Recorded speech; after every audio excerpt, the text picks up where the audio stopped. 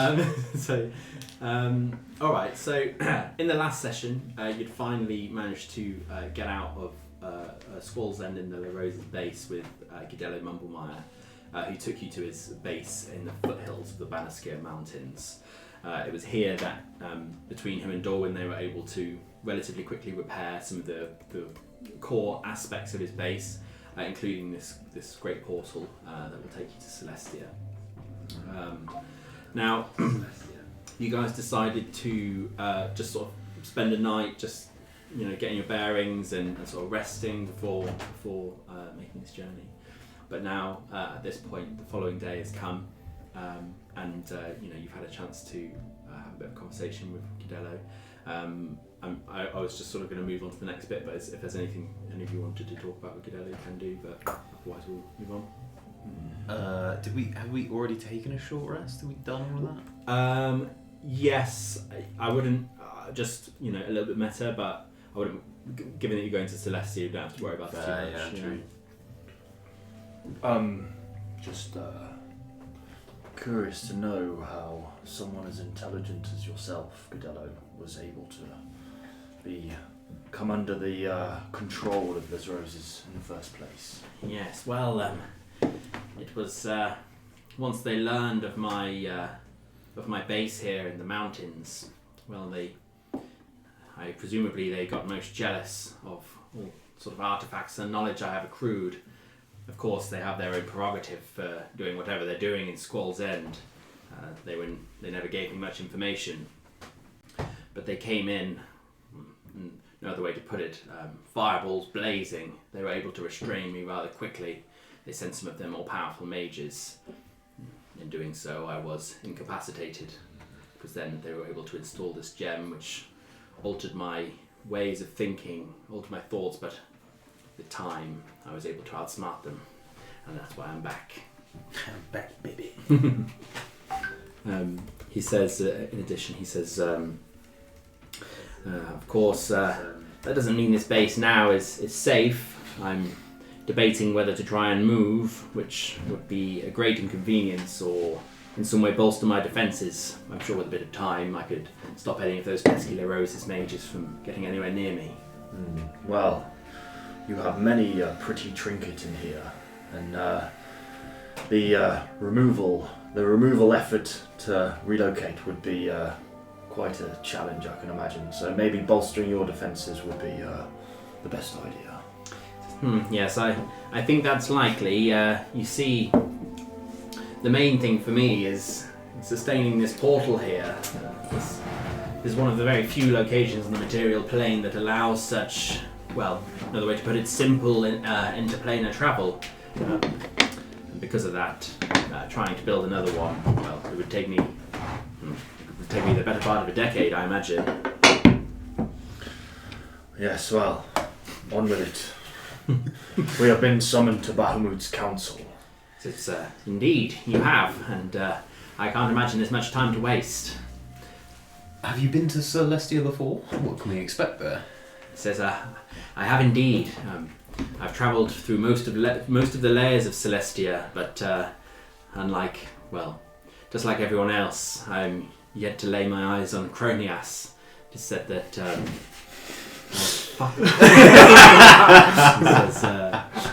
Cronius. He said, it is said that is where Moradin himself lies, but no one on record has travelled there. It is said that anyone who were to step foot there would have the complete essence of any string of evil within their minds would be blasted out of them. But I don't know of any who have experienced that. Interesting. Moradin was like the warrior god or something. Moradin's just like, he's like the god. He's like Eru. Oh, okay. Eru Libatar. Yeah, he's the sort of, he's known as Moradin the creator. He's the one who kind of made all the laws. Can I ask, if you can travel at whim to Celestia, why do you stay in the mortal realm? He says, I act here as somewhat as an envoy of Bahamut's. on the occasion when I do see him, he often has some sort of quest or mission for me. I'm not sure if you're aware, but it's not exactly in Moradin's favour for the outer gods to be interacting with the material plane, as in the past it's only ever caused havoc. As such, the ways in which they influence themselves upon the material plane has to be somewhat subtle. I am one of Bahamut's loyalist companions.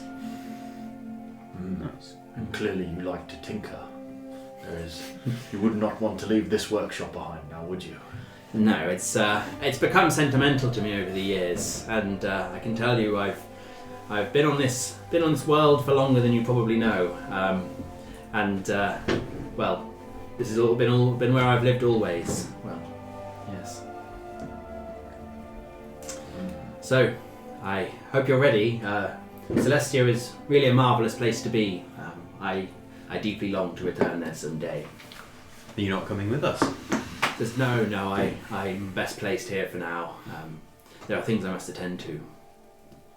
Surely, as we, saved your life, you could maybe accompany us to Celestia. I'm sure your expertise would be most helpful. He says, yes, I hear what you're saying, but you really need not worry. Celestia will do more than take care of you. It's a beautiful place, a place where you will find great peace. However, So ungrateful, some people. he says, Minds to everyone. he says, for me, travelling back there, it must be for reasons of great import or great sentimental value. Almost like a pilgrimage, if you would. It would be almost wrong to tarry it in some way or another. Well, we are to continue on our pilgrimage. He says, yes, send my blessings to Bahamut. Bye! Just dive through the portal. It's just not turned on yet. Yeah, Dawn at the last minute just like clicks his finger. It was all an illusion. Illusion 4 more. This entire adventure has just been Dawn just in an office somewhere, just like Illusion you watching. wherever that. Just Dawn more What? D20s. He busts again. Just every number. That's the subtext of this adventure, right? Yeah, that's the hidden meaning. Yeah. It's busting. Yeah, it's all a metaphor. With that, you sort of come together and step through the portal together. And as you step through this kind of Can I ride on your shoulder, Gash, Can you ride on my shoulder? as we go through the portal? Can I? Who's on which shoulder? Why doesn't the kayaks as a whole all dive through, holding each other on each other's shoulders? It's a human pyramid. It's like all just like grab each other and just fucking dive through. The wind's the base. So he goes in last. You find as you sort of step through this portal, you're kind of immediately sort of lifted up into the air, and you can feel yourself accelerating more and more as you pass through the, almost as though you're an ephemeral being. You pass through the mountains and you keep travelling higher and higher at an ever increasing acceleration. And as you look down, you begin to see the shape and the entirety of the material plane. You kind of only get to see it for a brief moment. And as you do, you extend out on the material plane, quickly just becomes a sort of a dot in the distance, almost like a glowing star. You're sort of surrounded by this great expanse of space, and there's these 16 points kind of surrounding the material plane itself.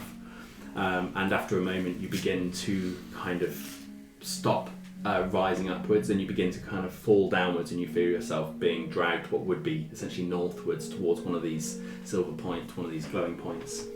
And as you begin approaching more and more rapidly, you see that it begins to actually sort of form and become something noticeable, and you can sort of see it's this almost like tiered mountain which seems to go sort of infinitely high, and as you look at the highest tiers, you can see that they're just wreathed in this sort of glowing golden light.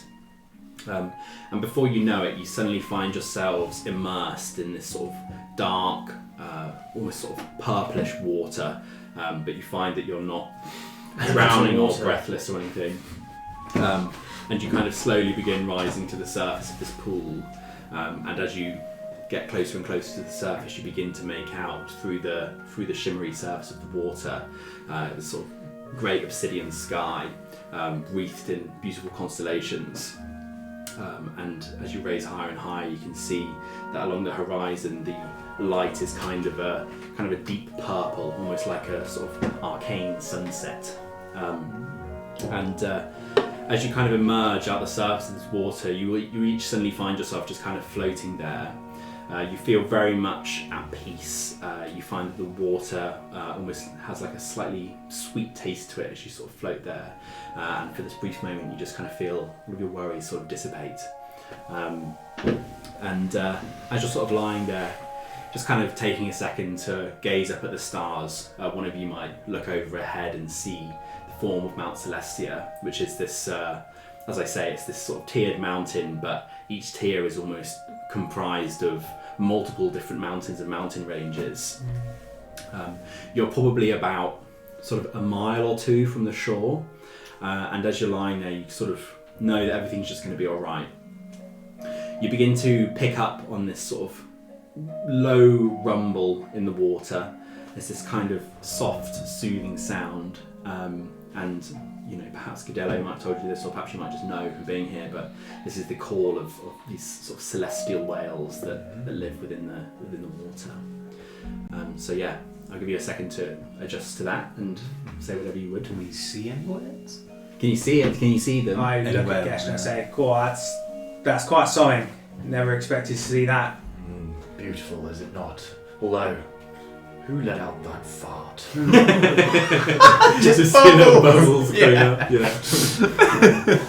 So yeah, it's sort of this. The first fart ever farted on in Celestia. Yeah, it smells quite sweet. No, I was gooseberries and lilac. I was going to say that the first, like, we've all obviously been teleported here, and I mean, unless anybody else has got any immediate thoughts, we're sort of all lying in the sea, observing it, and then after a moment, you can just sort of hear this splashing. Are we in the water? Yes, We're you're just in sort like of the sea, bathing. basically. Yeah, we're sort of just floating. After, I don't know, maybe say like 30 seconds of everybody just lying there really tranquil, you start hearing this splashing, and you look over and Dragos is just like fucking splashing around like flips and shit, and just like having a great gay old time, you know. So in terms of what you can see, I mean the water itself is also just very, very dark, almost as though it's reflecting the sky. So it's sort of just black on black, but it's as I say, this purplish glow is it's bright enough that you can sort of comfortably see. Also, the starlight itself kind of provides this sort of silvery haze in the whole area. You notice as well, now that you've had a second to sort of adjust, as you look over to the foothills of Mount Celestia, you can see what you would have been told is the sort of the first layer. It's called Lunia, and this is the layer that you'd be on at the moment in the Silver Sea. And sort of wreathed around this first layer as well, there's this almost it's almost like a sort of metropolis of buildings, these kind of very bright white, sort of glistening, sparkling buildings kind of line the outer rim of the mountain. Before long, you kind of get this rush through you. You can feel the water underneath you begin to sort of rise up as you feel the pressure from it kind of building up against you, and you just feel this sort of soothing tone almost echo through your body, sort of mirrored with one of these whale calls, and you just hear, "Do not be afraid, I'm here to guide you." And you suddenly find from beneath you, you are suddenly sort of atop this large whale which has sort of emerged from the water. Yeah. And as you're sort of stood on top of it, you see that it's this sort of You can see that it's this ancient white whale, which is almost glistening with stars itself, and its proportions are much larger than you would ever see on a material plane.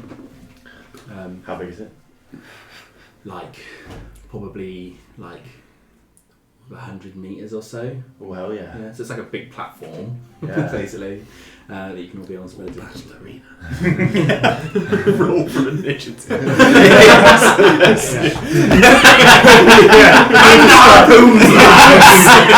Celestial whale blubber.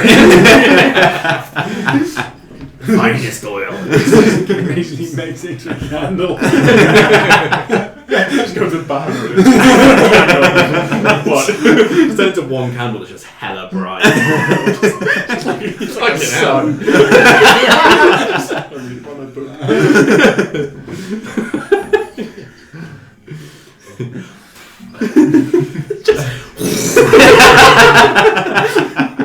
Starts supernovering. Okay. Black hole candle. Yeah. You just sort of hear through you along with this almost slightly somber whale call. You just hear, "My name is Solara. It is a pleasure to meet you all. You are here at Bahamut's behest, I understand." Indeed. Dragos is now dancing on the whale. Okay, nice. Having Irish been... jig, twerk. No, more of a jive. It's hammer time for him. He says, the whale says to you, What is the whale called, sorry? Solara. Solara.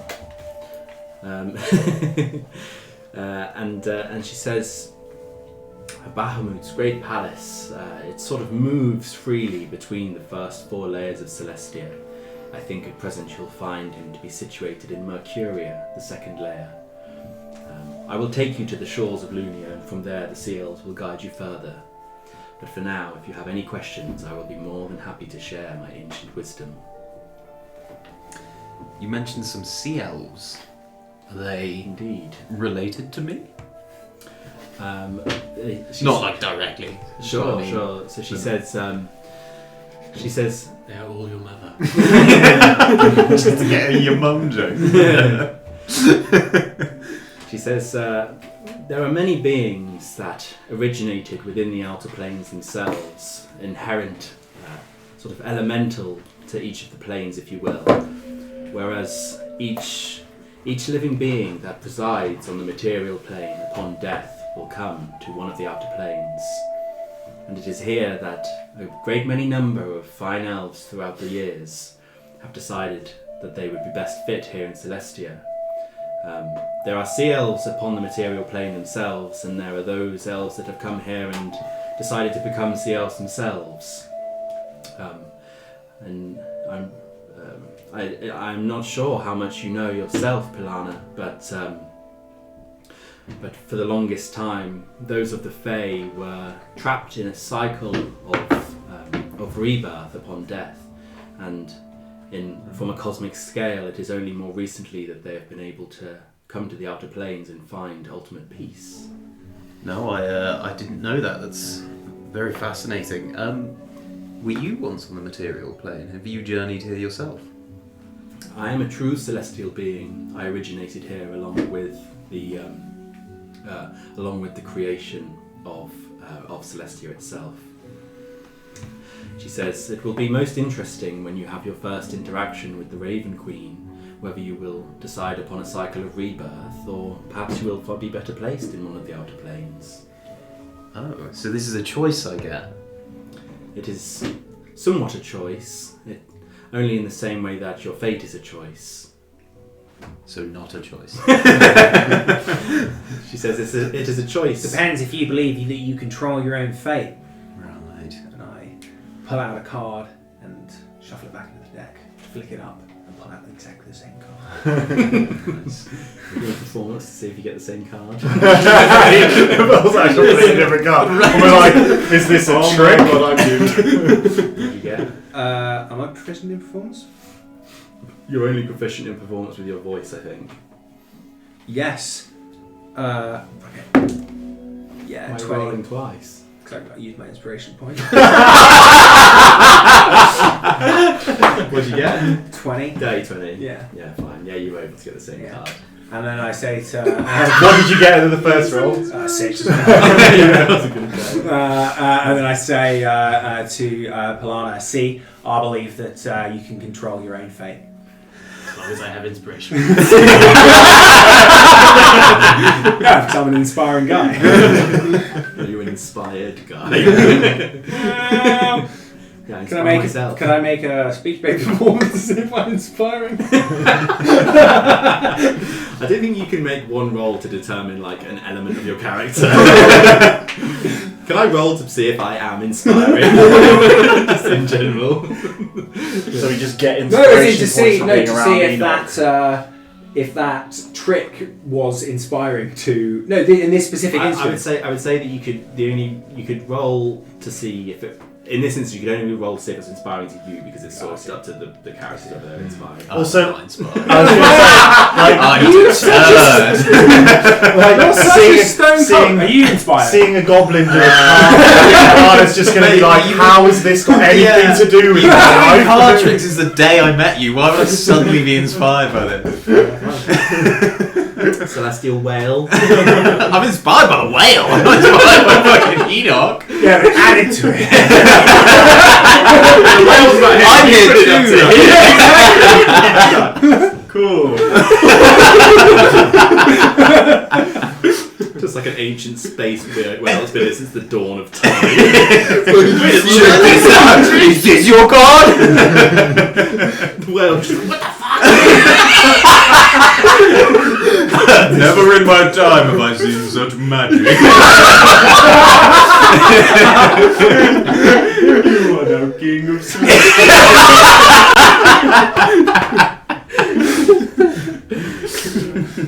She's pretty old. A bit delusional.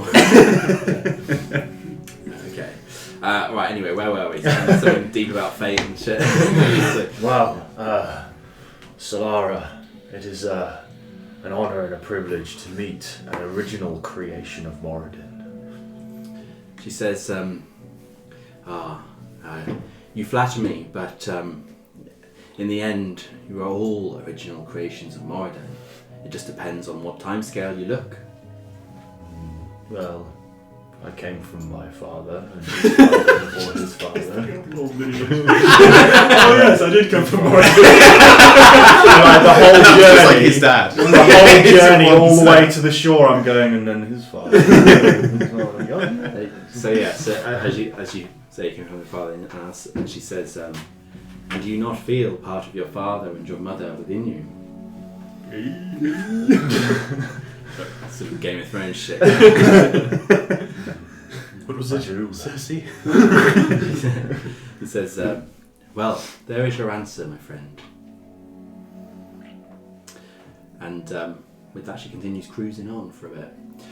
Are we now on I'm its imagining back? to some Yeah. synth Yeah, wave. nice. Yeah, you're wailing around the place. Yeah.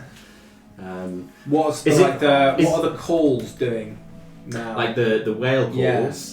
As we're riding along. Well, so I would say that whenever she's communicating with you, and I'd say that she's probably, just telling you other bits and bobs about it, so then later on when I tell you something, I can reckon that she told you that.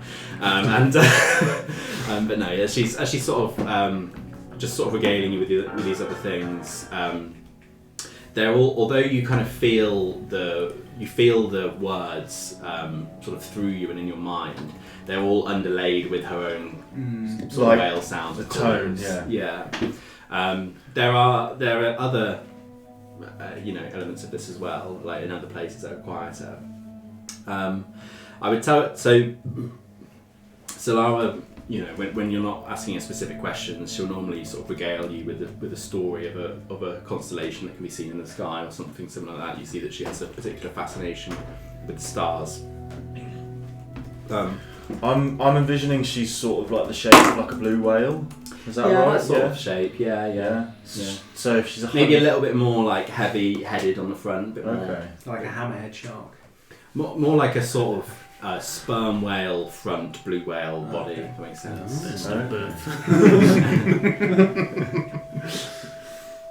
Sperm. That's one whammo tail fin then. Yeah, it's really big. Do you try and mix sperm whale and blue whale and get sperm whale? Some kind of sperm.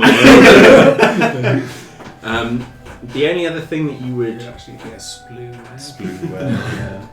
Or a as blurm. blurm whale. One of them blur whales. It was the best of times. It was the blurst of times. Shoot monkey!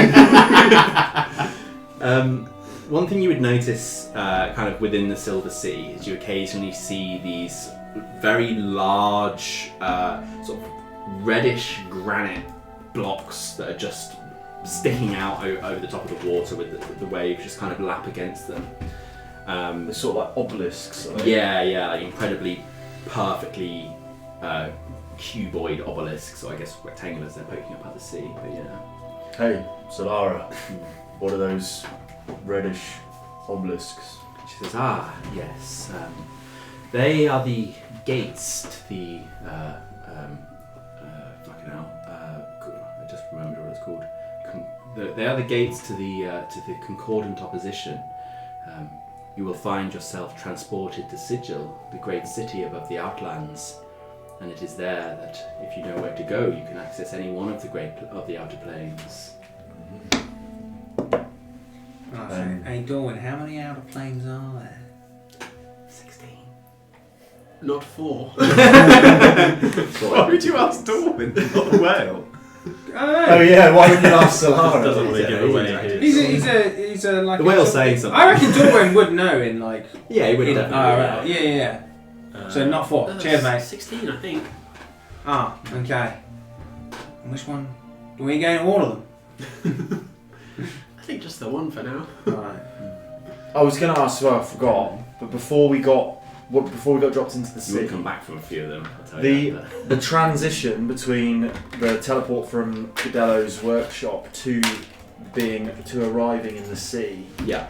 What did that look like? Like, were we like sort of travelling through like a wormhole, or was it like we were in space? Yeah, no. So I was describing how you sort of almost We were left like the lifted Earth, up, yeah, and then brought forwards. you and kind down. of shot down towards Yeah. one of these stars, and as you approached one of them stars, you suddenly found you could see the mountain in the distance, and then it was kind of trippy where you suddenly found yourself, even though having just seen it, just sort of that phasing away as you emerged out of the But as in, water. like, what was all around the rest while all this stuff was going on sort of in front of us? So yeah, basically space with the stars. Yeah. One of the things that Solara would explain to you as well is that each of the stars that you see in the sky are actually constitute various demi-planes created by all manner of unknown beings.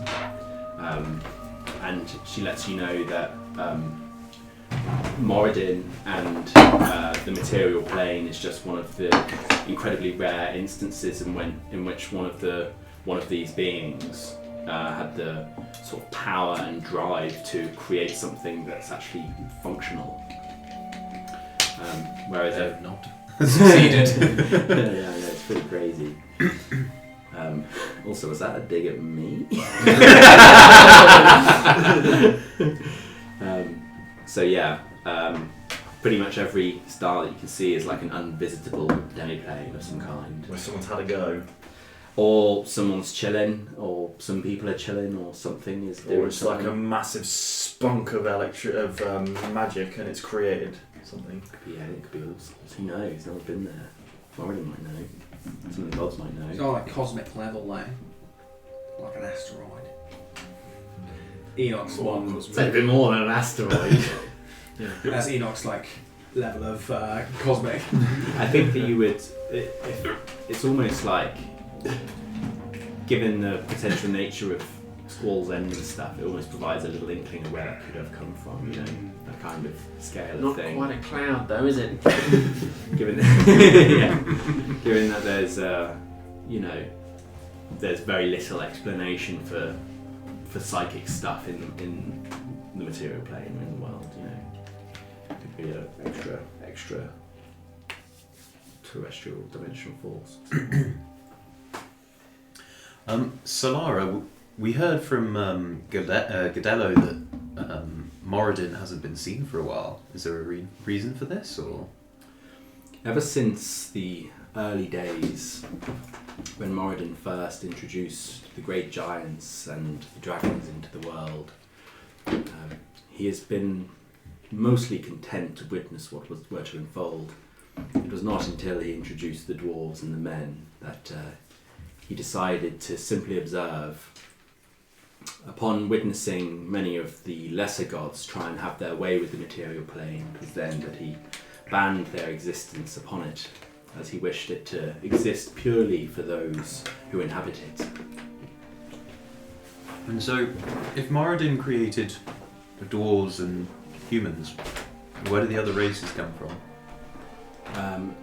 Well, which one? Elves, no one cares. Elves for a start. He says. Do you mind? He says. I should have got you to get one, but The how much the beer? Feywild. Is it tenner? You want more? He says. No, it's alright. It's alright. He says as the material plane came into being, as the combination of the four lesser elemental planes. It was after this that such a culmination of energy in an attempt to create the material plane, that the Feywild and the Shadowfell came into existence. It was here that many of Moradin's desires for the world poured into these almost alternate realities, if you will. It was from here that the elves decided of their own accord to visit the material plane. This came through a great ancient alliance. It was through your current ruler, I believe, of Eastbourne, Marn Balak, was the first to make a treaty with the elves to aid him in purging the devils that wrought rampage across the lands. Sorry, so maybe I missed it, or maybe I don't know. I'll just tell you normally if you like. Who created the elves? Well, basically, I mean, so sort of Moradin, but Right. almost not intentionally.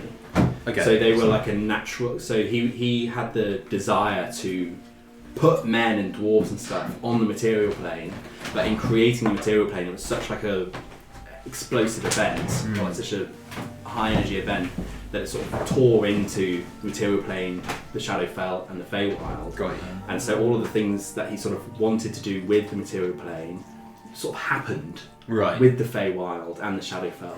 It's sort of why there's that, at least it's my personal explanation for why there's that weird time dilation in the Feywild, because it's like everything just happened in a different way, you know. Okay. Yeah. So, yeah, she says that you're So the elves themselves were just kind of random. sort of, yeah, a little bit. Cool. Yeah. And And what about the goblins? he says, So an elf took a shit. the dog ate it and shat. Someone stamped on it. Much like Moradin, an elf took a shit that was so explosive that it created rank for fracture dispersion. She says, the goblins were a direct creation of one of the outer gods, one known as Maglubiet. My boy. Glebe. He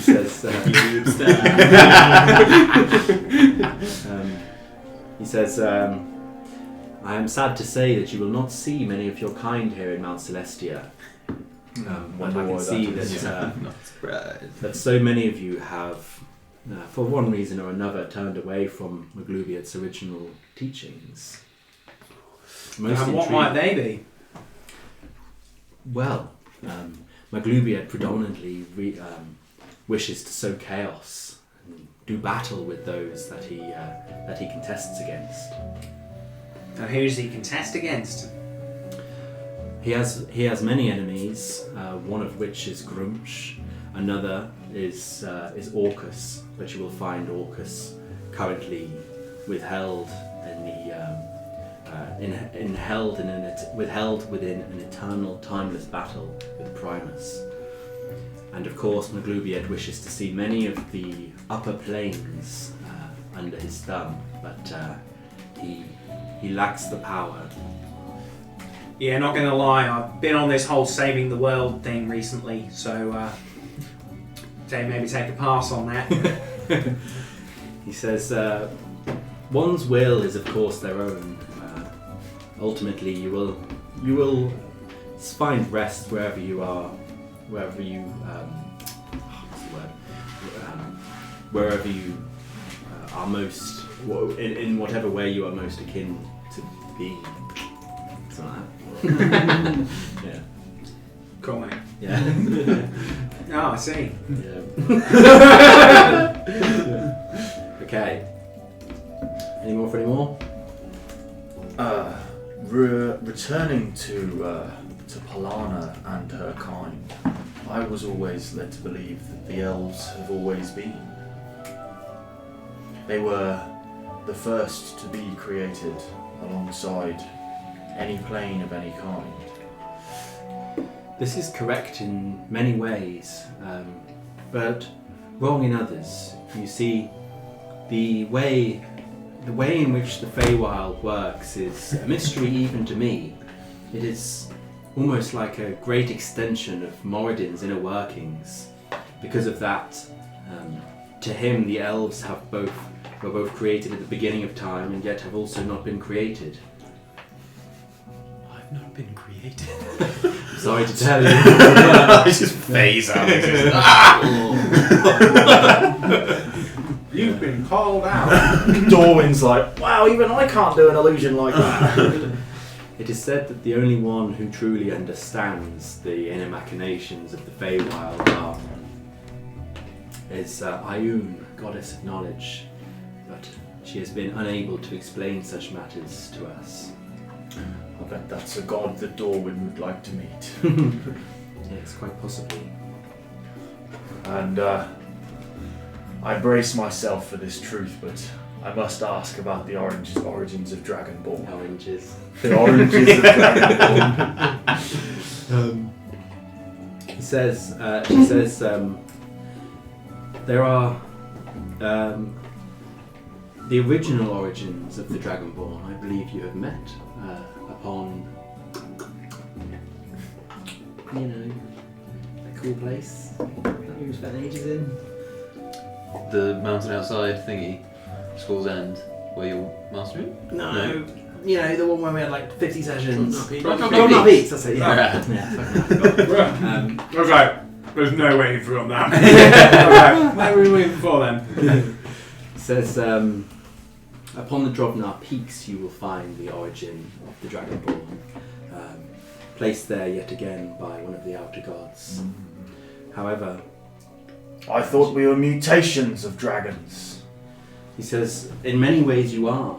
The outer god that had done so, that had created the, I didn't know a word for them, bad DM time, who created the original inhabitants of the Drobnar Peaks was a dragon himself, or was a dragon themselves. And then over time, you have deviated. Those Dragonborn who do not live there, who do not have the pure essence of their blood, have become a different version through interbreeding and existing in different habitats. You have become something else, something different, Something worse. Indeed, there are many that are worse. Speak for yourself, mate. Enoch's not having all that shit you gave him out, goblins. So, with that, you want to keep cruising on? Let's do it. Okay. So then, let me just get at my little list here. You continue sort of moving along through the Silver Sea, and it is not long before you kind of begin to approach the shores, and you see that there's a sort of very finely carved, gentle, sort of almost elven-looking sort of fishing boats. Kind of begins to head your way, and you can see that sort of stood on it is a sea elf who's kind of adorned in these very sort of beautiful white robes, and from a distance he's kind of waving very energetically, and he just says, "Ahoy! Ahoy!" as he keeps waving, and Solari just kind of makes her way over to them. sort of pauses alongside the boat, and you see that the boat kind of rocks a little bit as Lari approaches, and he just kind of holds on to the mast, and he says, so good to meet you all. Come aboard, come aboard. And you can see this sea elf. He's kind of got long black hair, and he's got almost slightly fishy, almost unhuman eyes. They're a little bit untrustworthy, but you can see he has a kindly face. On his neck are some gills, and you can see that he's got these webbed fingers, and he's got this flowing tail as well. I see elves in the material plane like this as well. There are gills and stuff. Yes, yeah. Oh, cool. So it's sort of, I mean, I'll leave it up to you whether you've. In fairness, you probably wouldn't have seen sea elves because in my world, they all originated from elves that went into. There's a big lake called Turtle Lake, which is just east of Merilon, and they originally became like these aquatic elves there. Through that lake, it was after the elves sort of came to the material plane. They were like, this underwater place is pretty cool, and they sort of very magically developed these adaptations. And then this lake is sort of connected to the sea, and through that they've been dispersed around the coast and set up different underwater kingdoms and things like that. So in fairness, you will probably know of sea elves, because I imagine that there would be multiple instances of them coming back to visit the Feywild and stuff like that. But you wouldn't have necessarily met any in their sort of home. Sure. Yeah. I'll leave it up to any of you guys whether you would have encountered them or not in different places. They're not particularly common, but they're not ultra rare either. Similar to, like, you might come across them as frequently as you would, say, like a genasi or something when you're on land. Whereas if you spent time at sea, there's a much higher chance you would have come across them because they can be territorial. But yeah, he says, come aboard. It is a pleasure to meet you all. My name is Elarion. Please introduce yourselves. It's lovely to meet you, scaly fellow. I am Gesh Goldskin, and these are my party. We are Vokayaks the Orange. It is a most beautiful name, named after a beautiful soul. Enoch Inekenti at your service. A pleasure. I'm Dorwin Deephold. A pleasure also. It is a pleasure to meet you, my brother. I am Polana Immeril of the Feywilds. You see that at this, he sort of holds out a hand and shakes it, and he says, "Yes, I've learned some stories of the Immerilian family. It is a real honour to meet you. Now I'll take you into the shores of Lunia. It looks like you have a bit of a journey ahead of you, but you'll find Mount Celestia to be a most peaceable place. You will not need to touch your weapons at all." And with that, you see that he begins. Any of you? I mean, you've spent a bit of time on a boat, haven't you? I was going to say, So perhaps you're able to sort of help out a little bit with the rigging and stuff as the boat kind of begins to make its way towards the shore. Enoch climbs into the crow's nest. It's kind of a little fishing boat. You can climb up on the mast if you want. Yeah. Yeah, nice.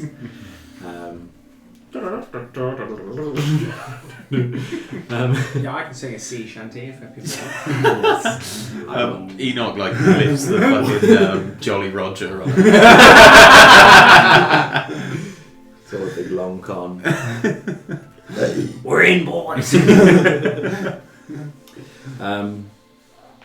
So yes, as you trying to storm Lunia, this little fishing boat. So as you begin to make your way closer and closer into the shores of Lunia, it's almost like the sort of Harry. the sort of like. go and grab a beer as Oh well. yeah, that's fine. Yeah. Do you want more? Yes, please. Oh, no. Do you want another beer?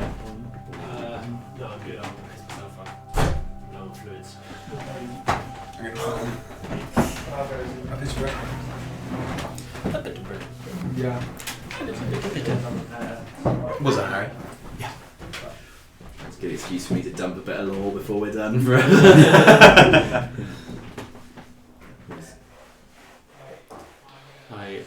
Mount Celestia is cool as well. It's nothing like how I pictured it. What's this? Sorry, Mount Celestia. Mount Celestia. Oh yeah. I was. You know the start of. You do the start of Hercules. Yeah. Like in an Acropolis on a cloud. Oh yeah. That's just what I thought. Yeah. And it was just stood there, like my basic imagination was like, okay, that's probably Yeah. No, Really it's. cool, I mean, you'll see more of it as you travel, but it's like each layer of Mount Celestia is also distinctly different from the last. Cool. Yeah, What that means? I didn't realise that this was like the home of all of the gods. I thought it was just Bahamut's like area. He's Oh wrong. no! So I mean, but I'll tell you something, Kieran. There's stuff that sort of gets a lot. So like, you know how she said that Bahamut's lair moved between the four lowest layers. Well, that's it's sort of like another thing she would have explained, I suppose, is that it kind of technically exists like simultaneously on all of them layers. Okay. But you can sort of, it's like a bit of a like an Inception-y, trippy kind of thing, Right. Where it's like, you know, you kind of got to go to the right one, but it is on all of them as well. Okay. But yeah, I mean, so Bahamut lives here, Moradin lives right at the top, Tyr lives here as well, which is sort of, you know, as I'll explain in a minute. I'm So- related to Tiamat. I'm related to Tiamat. This is TYR, like a what's a Norse thing. But it's also it's not where all the gods are. They're spread out across the 16 outer planes. Cool.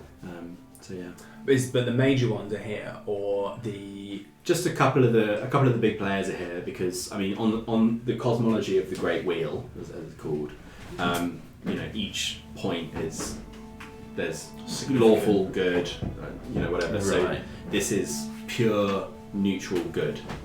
see. Neutral good. Yeah, so there's it's not pure lawful, but it's not chaos either.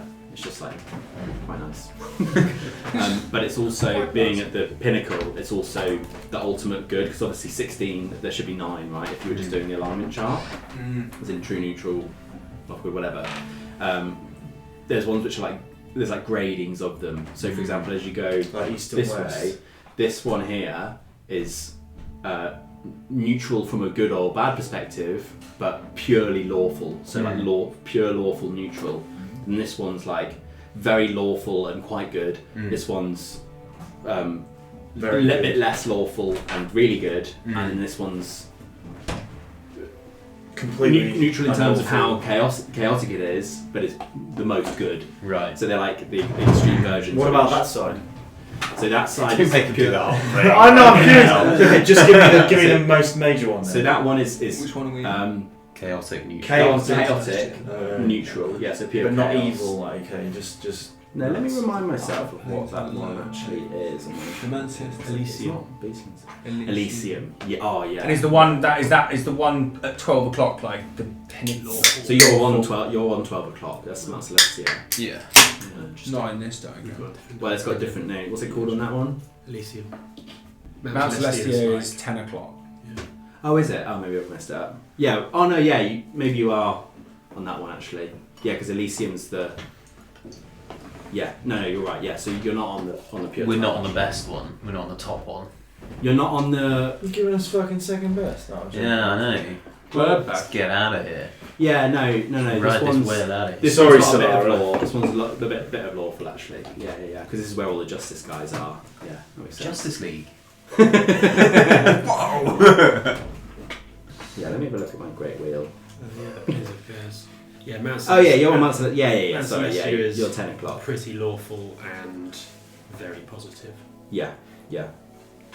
Yeah. And then Elysium's like yes. And does this different. get like less positive and less lawful as you go around? Yeah, well no, so this is max lawful, but even good or bad, Mechanus. So they're like really follow order, but like I see. maybe they're nice, maybe they're shit. Yeah. What's the true evil one called? The most evil. That's Hades. Mm. And that's like it's kind of interesting because you've got the 9 hells, which is where all the devils are, and then you've got not Pan. Is that where Lord Ashendon was from? Yes, yeah, that's from the 9 hells of Bator. And is that to the sides of That's Hades? to the lawful side of evil. For the devils, that makes sense. Yeah. It's more sort of What's organised. like Yeah. the devils. chaotic. So what is the chaotic? Would the more chaotic The side abyss. have demons then? And Yes, then that's the abyss. What's that one? And basically, so Hades, which is the most negative and most neutral plane, it's basically like it's pretty much uninhabitable, but it's where the devils and the demons go to fight. Ah, see. The devils and the demons fucking hate each other. Yeah. Because they're all just so negative. And they can't get anywhere near the positive planes. Like perfectly between good and bad, but full chaos is limbo. Yeah. Limbo's pretty nutty. Like there's one thing that's interesting about limbo is that so the only I think this might be in the original lore or it might just be my lore, I don't remember, but in limbo the only creatures that can sort of set up shop there are the Gith. And because I don't know if you know, but the Gith's home plane is the astral plane. It's where they come from. It's where they live. And the astral plane, like the way you move on the astral plane is by thinking. You don't walk.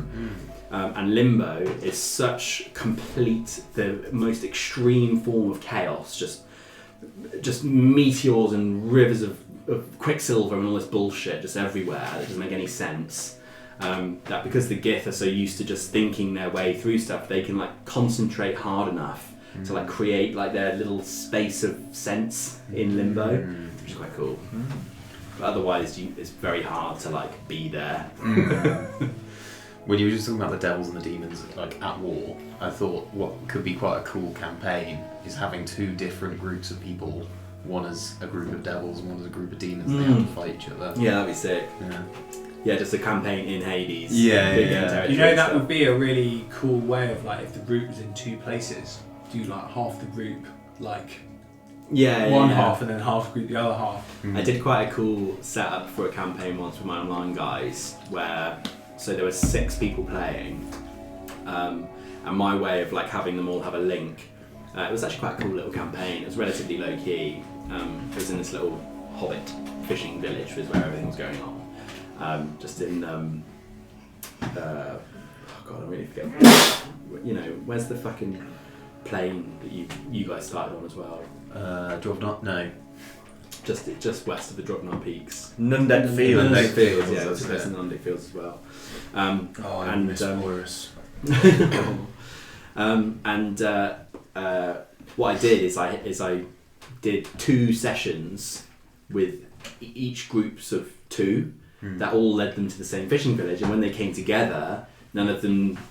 There were 2. Each person had 1 ally, and they didn't know if the other party members were like their buddies or not. And so there was this like a few sessions where they were like, "Oh, should we stick around with these guys, or like, should we do our own thing? Like we've got our mission," but all their missions like took place in the same place, but each group of 2 each had different missions. So it's That's quite a cool. cool little thing, Yeah. which was fun to play. But yeah, sure.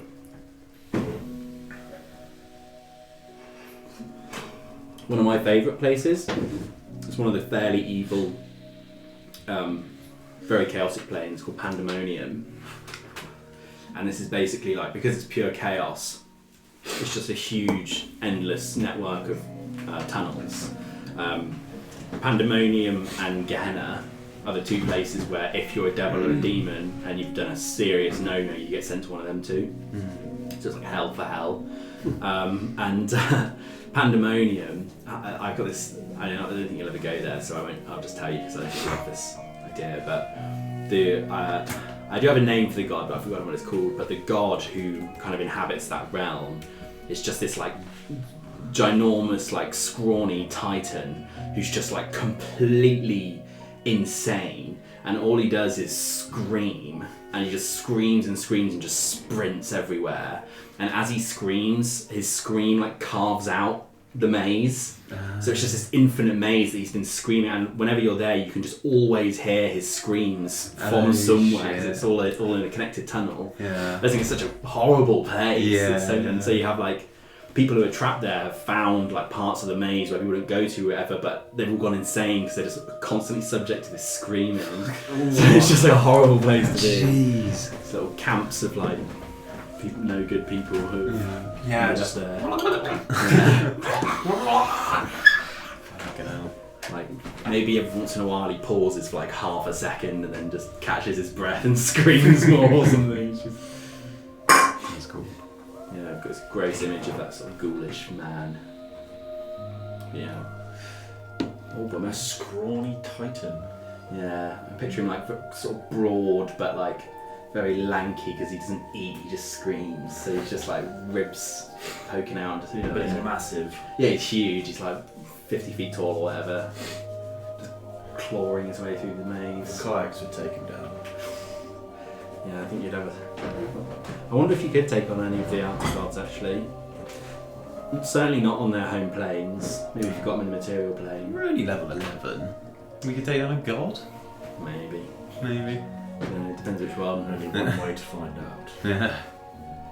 I mean, the vast majority of them could probably just fizzle you out of existence, really, but because they've all had their, like, one of the main things with all these outer planes is that all of the gods that inhabit them, like, have made their mark on the material plane with one another, some more than others. So they've all got like some sort of power tied up with the material plane, which sort of gives them a lot more power. Okay, so. To the shore. Yes, Sure. for sure. As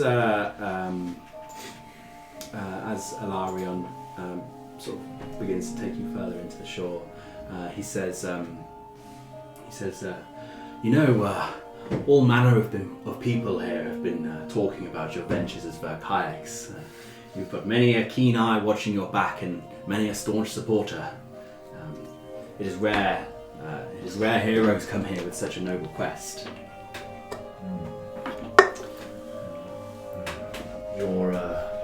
While that is very flattering, your implication that our actions have not been our own would suggest that there have been... Solara, who said that? Oh, Solara... Wait, I thought it was this fishy elven geezers just said that. He didn't say anything about our fate. Yeah. He was saying, like... They've just been watching Thanks, us. guys. Yeah. You do good. Gesh was about to just kick off. With that fate stuff, that wasn't.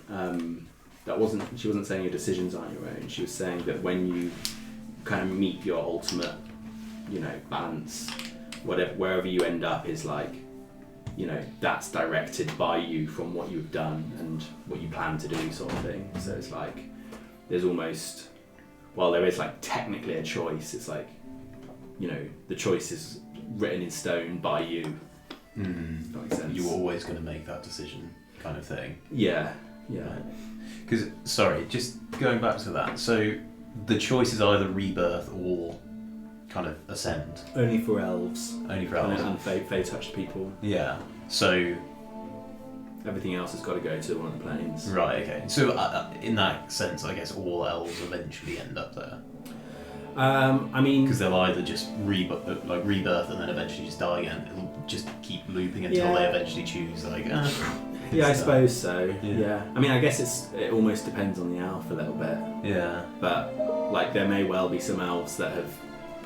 I mean, you've got to keep in mind as well that like, there's a lot of elves that like have never even died. Because they're immortal. Yeah. So it's like, how many of them have actually faced that decision? Fair. Badar was 4,000.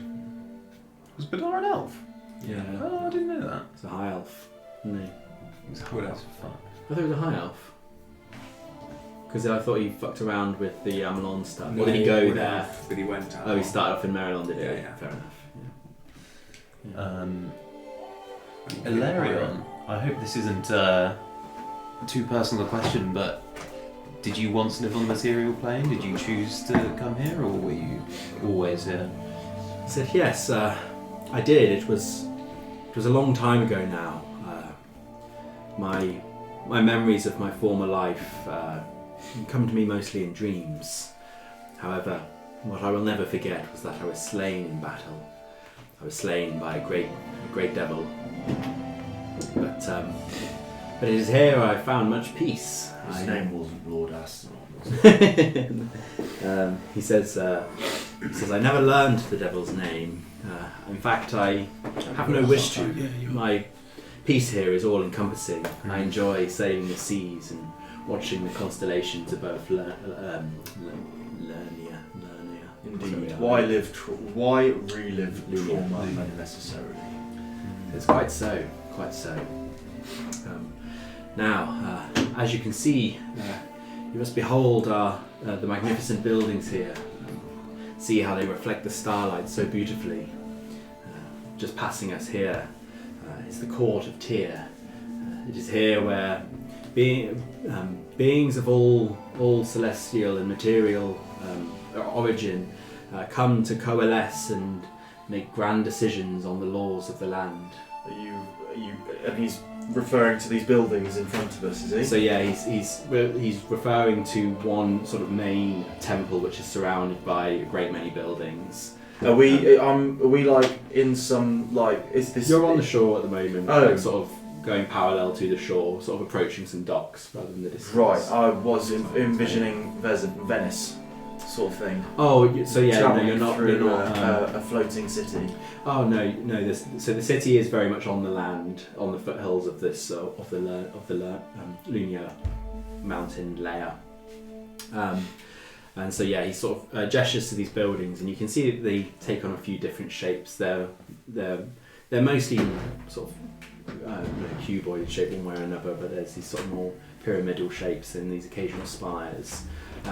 It looks relatively sterile, but you can see that there, from where you are, you can see people sort of walking along the paths that intertwine between these buildings, and you see that one of the more regular sort of beings that you see are these essentially these incredibly tall, sort of well-built angels, essentially.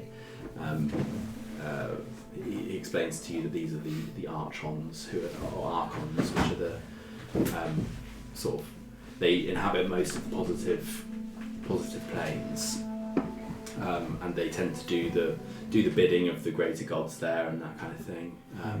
But otherwise, they mostly just spend their time kind of sharing wisdom. A lot of them are sort of quite philosophical and that kind of thing. Yeah. They're quite sort of, just to describe them as well, they're quite almost like Olympian in their manner of being. But they've got these great. Are they like what, like 6 foot, 9 foot? Yeah, probably sort of getting to like 10, 11 foot sort of thing. Nice. And were they once material? These are all celestials. Yeah. So when there are beings on the material plane that are also celestials, which would have been either around since creation or will have been created in an outer plane. That's sort of what a celestial or a fiend is. It's like where they were made. But then most of the other things on the material planes. Yes, he says, while most people here are happy to help with whatever you might need, the Archons in particular are more than willing to sacrifice themselves to your demands or requirements, rather. Sacrifice yourself. Kill yourself. It might be considered a selfish desire by some, but I would very much like to be introduced to a local alchemist and perhaps learn more of the potions and the balms that yourselves use in this plane. He says, yes, well, many of the individuals who pursue such sort of crafts tend to do it for no other reason than their own desire or love for the craft itself. In Celestia, it is a place where, as you will know, you find peace no matter who you are, and as such, there is very rarely pain or strife that comes our way. It is known that in the history books that there have been events in which foes have made themselves apparent in Celestia, never having gained much ground, but there are still potential threats to this place. However, the Archons make sure that this is a rare event. Has any of the other planes tried to invade it? Most certainly. there are regular battles in the Outlands trying to get to the capital city of Sigil to make their way here to Celestia. But most of the fiends and devils that have sought such hardships here. Oh no, I was talking like the whale. This is the other guy. Most of the devils and demons that have come here in pursuit of such goals have found themselves riddled with pain and anguish as the glory of Celestia pours through them. It is much the same that many of the inhabitants here could not bear to spend a single moment in the abyss or the nine hells. However, it can happen, but throughout all of history it has been most rare. So you guys must have some pretty powerful weapons knocking about here. Here we go. Yeah, we do. Got any spare knocking about? Not here. Not on the boat. Palana's steed literally now carries pulls a cart full of weapons. He couldn't fit through the portal. That's not here. Yeah. It's just like he's that like Marvel superhero ever. He's just got like millions of weapons. No idea. Got loads of swords and guns and shit. I don't remember. I don't know. Iron Warrior. I'm not thinking of fucking Deathstroke or something, am I? He just got a little bit. Deathstroke is DC. Yeah, that's true. It's DC. But anyway. So yeah. After a little bit, he sort of shows you to these places. He says, "Now I appreciate that you have a quest most urgent to attend to. If you wish to explore for any length of time, feel free. Your will is your own. However, Bahamut is awaiting your arrival on Mercuria." Does time pass the same here as it does on the material plane?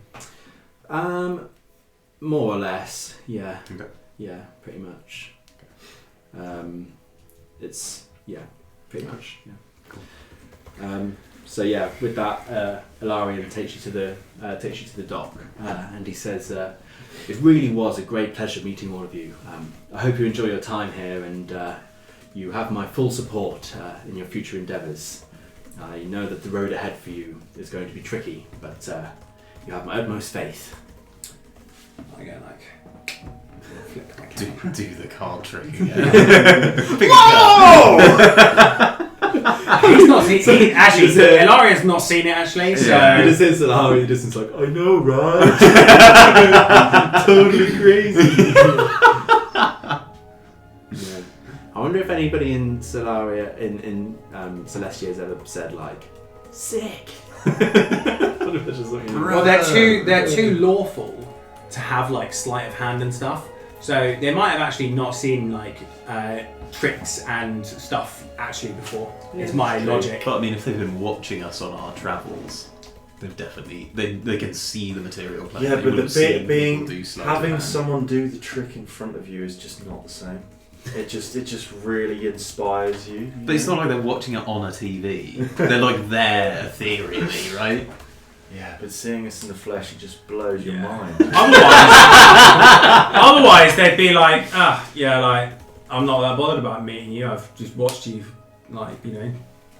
have a shit. Like, There is those one times. magician on Celestia called Oh, yeah. Waldo the Spaz. He tries to do magic to people. He's got a massive following actually. Yeah, Yeah. I bet he does. He doesn't have any magical powers himself, Waldo. That's why he's got such a following. So where's everybody Waldo? comes to watch. Everybody comes to watch him do magic, and they laugh at him while he's trying to do magic. That's why he's got such a following. Is that it? Maybe. Maybe he's just really good. His name would suggest otherwise. Just going up to like an Archon, like, "You are feeling very sleepy." So what I'm hearing, guys, is we take the night and go see Waldo. Yeah. He's just like the master philosopher in the court of Tyr. Yeah. But yeah, as you find yourself, having disembarked, you're kind of greeted with this sparkling city around you. You begin making your way through, and you see that there's a number of different beings. There's these archons every once in a while, but there's sort of elves and men around. You find dwarves are relatively rare because they tend to prefer some of the other outer planes, where they can sort of get more stuck in with their crafts and that kind of thing. There's a couple of gnomes dotted around. There's also some other more unusual beings, like you see every once in a while, kind of a bit of a flash of light, and if you kind of look at it long enough, you'll see that it's these kind of golden kind of draconic horse-like things. And if you were to ask anyone what they were, they'd tell you that it's a key rin. In addition, you also see these sort of serpentine, sort of prismatic winged, again sort of slightly draconic snake-like creatures that sort of pass around through the air. There's a number of Aarakocra and that kind of thing. And every once in a while as well, you see these relatively small little creatures that are either sort of cubes or circles. They've got little thin arms and legs. They look like they're almost made out of clockwork, and they're all kind of set with a large eye that kind of looks around a little bit. And you see that they'll be just sort of walking around through the streets. Just kind of nobody seems to pay them much mind. You'll see every once in a while one of them will kind of pause and like stare around the place a little bit and might mutter something to one of the other ones with him to continue walking around. They're quite alien looking. Feel free to, if you just, because they're quite hard to describe, if you want to Google a Modron, M-O-D-R-O-N.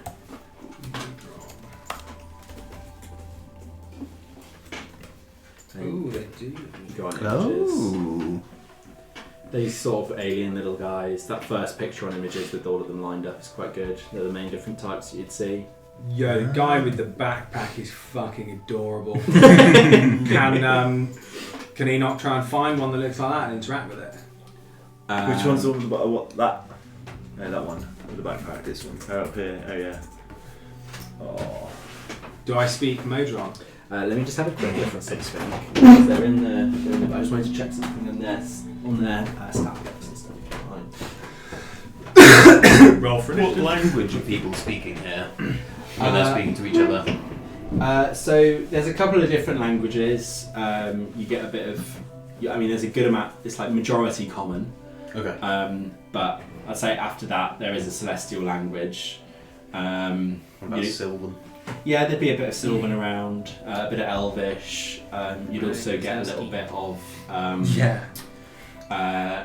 the very, very occasional through certain specific beings. You'd get a bit of Primordial as well through any sort of elemental beings and stuff like that. Cool. Maybe a couple of Genasi might speak with that going around. But yeah, Fergie. I didn't. Most recently, I didn't take my books home, did I? Or did I?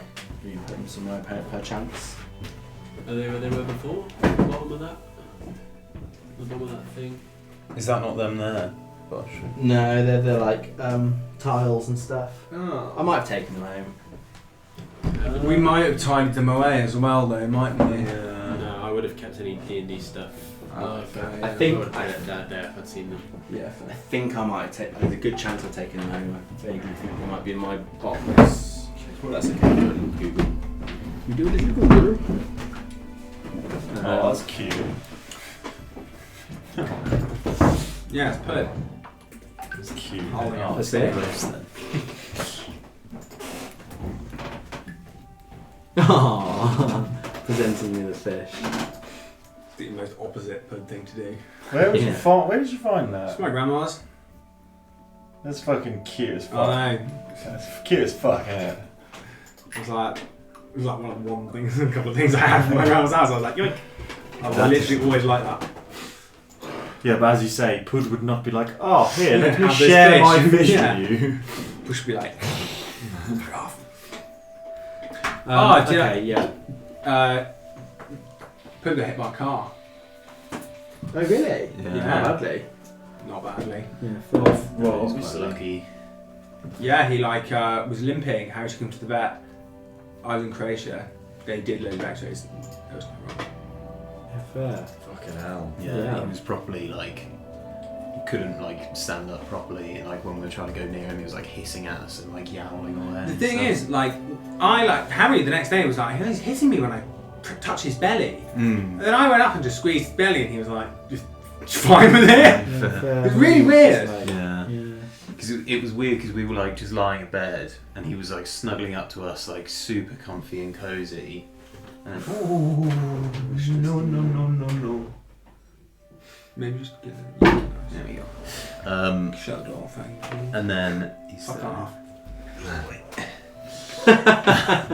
and then he like, I like put my hand on him, and then after that he just immediately freaked out and started hissing. So maybe I like aggravated it a Sounds bit. like you did it.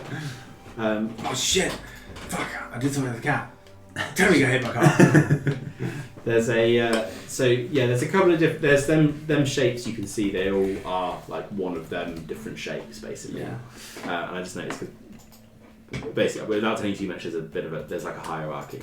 I see. But there's Can I try and interact with the one with the backpack? Yeah, I will do. I just wanted to read you this ability. It's quite funny. Nice. So one of the forms of it has a reaction, which is supervised work. As a reaction, when I won't tell you the name because it's interesting, but when one of the lesser ones within 30 feet of this creature misses with an attack, this creature makes a note.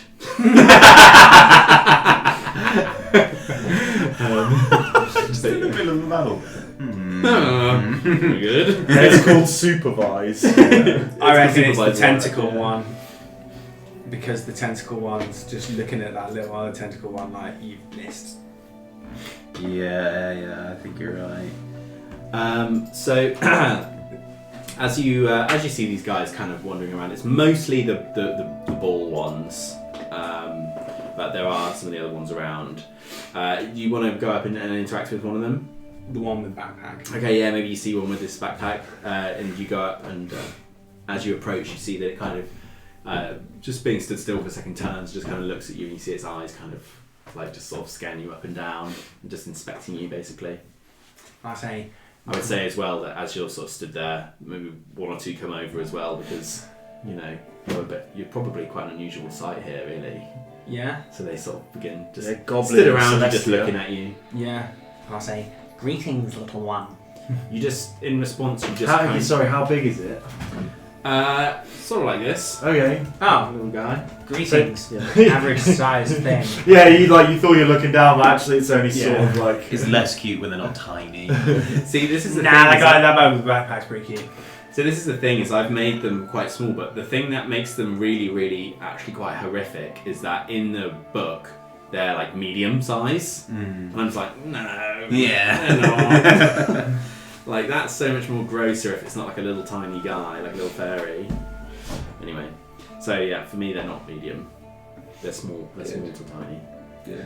But yeah. The little yeah, so starfish sorry, one, as you it's go. a little companion. Yeah, greetings, little one. In response, you just kind of get this like relatively like it's almost slightly garbled noise, and in amongst this sound there is actually like very sort of specific start and stop points, almost like it's speaking in like Morse in a way, but with different tones, and as well underneath that there's almost this like undertone of like a ticking metronome, which kind of speeds up and slows down with different different sort of intonations. But otherwise it's just nonsense that you can't understand. Alright. Do we know what language they're speaking? I draw my sword. I don't think so. I'm not even sure if Ferg would Gowan would know necessarily. I thought you said you said there was the Solara said there was no purpose for weapons here, didn't she? Yeah, it's just like I think it was Alari anyway. So was it Alari that said that? Or was Solara? Yeah. And are these all your family then? I carried on the conversation. You see that it just continues to like click and chatter away as it's doing this weird like. Guys, with this, Gesh walks over and he says to Enoch, he says, who are all your new little friends then, Enoch? Actually, I think you'll find they are normal-sized friends. Yes. The one with the backpack, you see, starts rummaging around, and he just holds out this like golden cog. Golden cog. Okay. In return, I take out a glow stick, light it up, and offer it to this man with the backpack. Okay. You see that as you hold it like that, it kind of holds it for a minute, like unsure what to do, and maybe you light up one of your own. Yeah, and I smoke it. And you see that like as he sort of does the same thing, you see that he begins kind of like as he does a bit of an inhale, his body kind of like contorts and like moves around, and his eyes kind of point in different directions, like that for a minute. And as he's doing so, you suddenly see one of those ones with the large sort of tentacle things just kind of comes fluttering down next to it and just kind of encapsulates it within itself, and it just kind of flies away. What have you done? You killed your buddy. Sorry, little dude. Well, we won't be seeing them anymore, Enoch.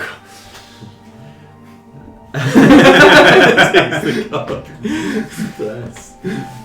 You see Sorry, the other little one. dude. I'm still on this cog, like. That's really nice. You see that the other ones kind of stood around. They kind of look at you for a bit, and they just kind of like glance between one another, and then just sort of begin walking off. Sometimes you have the best intentions, and things don't go awry in this weird culture. At this point, you see one of the Archons kind of steps over to you, and he just kind of squats down very low next to you, and he says, "Excuse me, sir. I see you are a traveller to this realm. Perhaps one of your first times here in one of the outer planes. These little fellows, the Modrons, they're found all over the place. I know you have committed no ill will, but just be mindful. It's best that they are left untouched. Their purpose is most important." Oh, really? And what might that be? He says, "Well," I couldn't quite make out the clicks.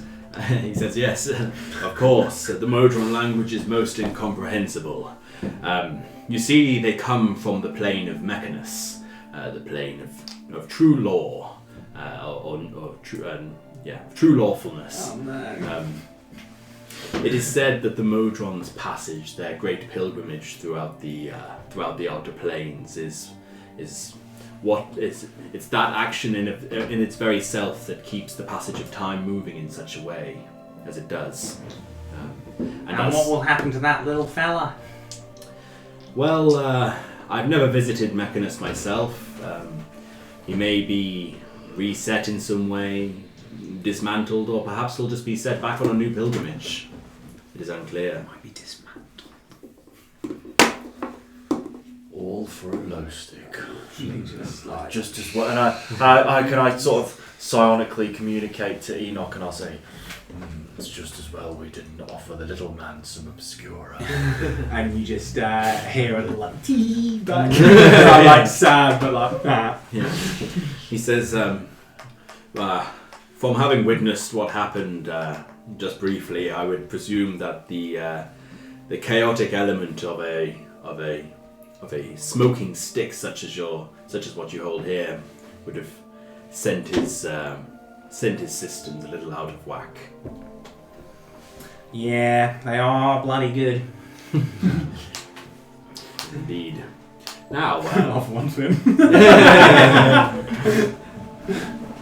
he says. No.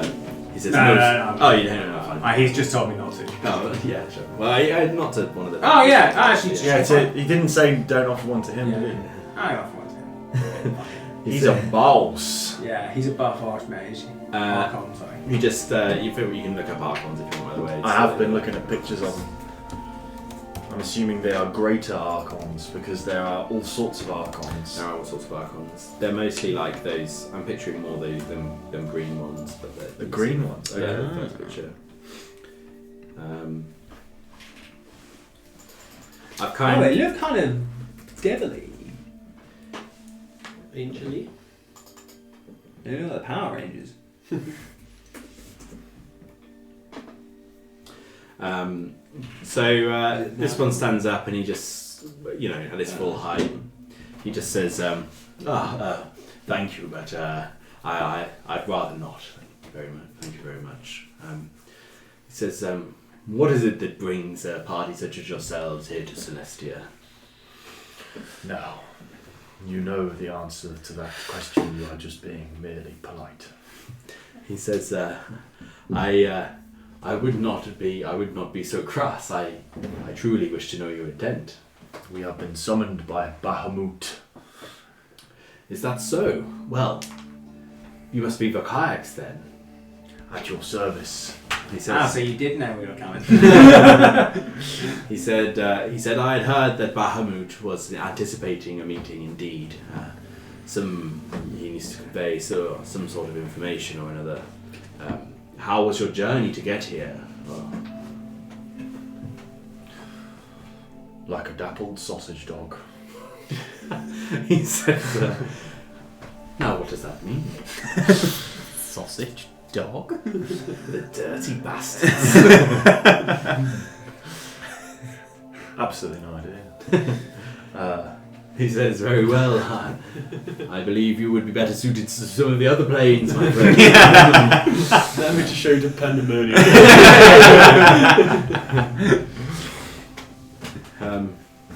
He says, yes, well, I suppose that you would be making a journey to Mercuria then.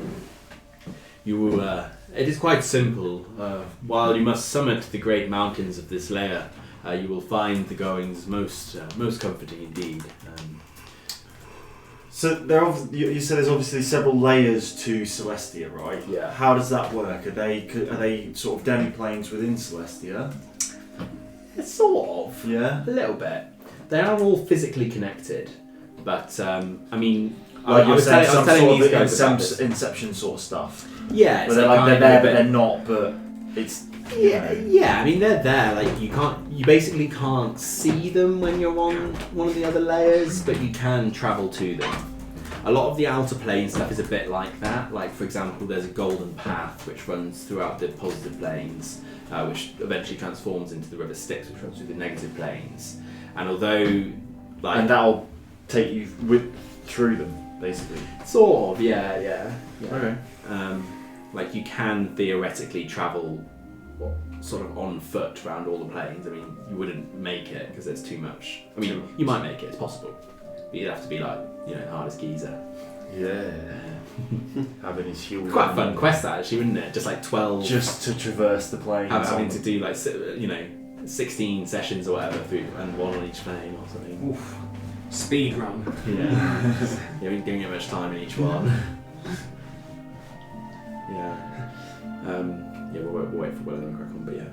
I mean, is there anything you guys wanted to do at the meaningless in the meantime? Appreciate this session relatively. No, it's been. No, it's It's nice. been good description and nice roleplay. It's my favourite kind of session. Yeah, same. For sure. Like, hands down. Yeah, same. Comfy. I suggest we make haste to Bahamut's council. But Aye. of course, if my party wish to do any carousing. Normally Maybe I'd flip my maybe a lipstick button snooze on the for floor fun. and I'm gonna put it in my pocket this Whoa! The aura is rubbing off on you. time. Yeah. What you do? Normally I'd flip my low stick butt on the floor, but I've actually put it in my pocket this time. Good shit. Have you stubbed it out on anything, or did you just? No, just my forehead. Into the hole through it. Maybe you use your like crystal eye because it doesn't bother you. Yeah. Like whilst talking to the Archon, you're just there smoking down. You just fucking shove it in your eye. I put it out on one of my fat gemstones. Yeah, one of your rings. Just like a huge fucking 10,000 plat sapphire. Wouldn't do anything to it. No, you wouldn't. Okay. The Archon says, very well, if you wish to make haste to Mercuria, let me take you to the foothills of the mountains. From there, your journey should be swift. And with that, he kind of walks alongside you, and you see that although the crowd in general is like very slow moving, you see that he's got a little bit of a faster walk, and you see that people just kind of quite far in advance, just sort of part around him. And before long, you kind of left the outskirts of this city, and there's sort of not many buildings around anymore.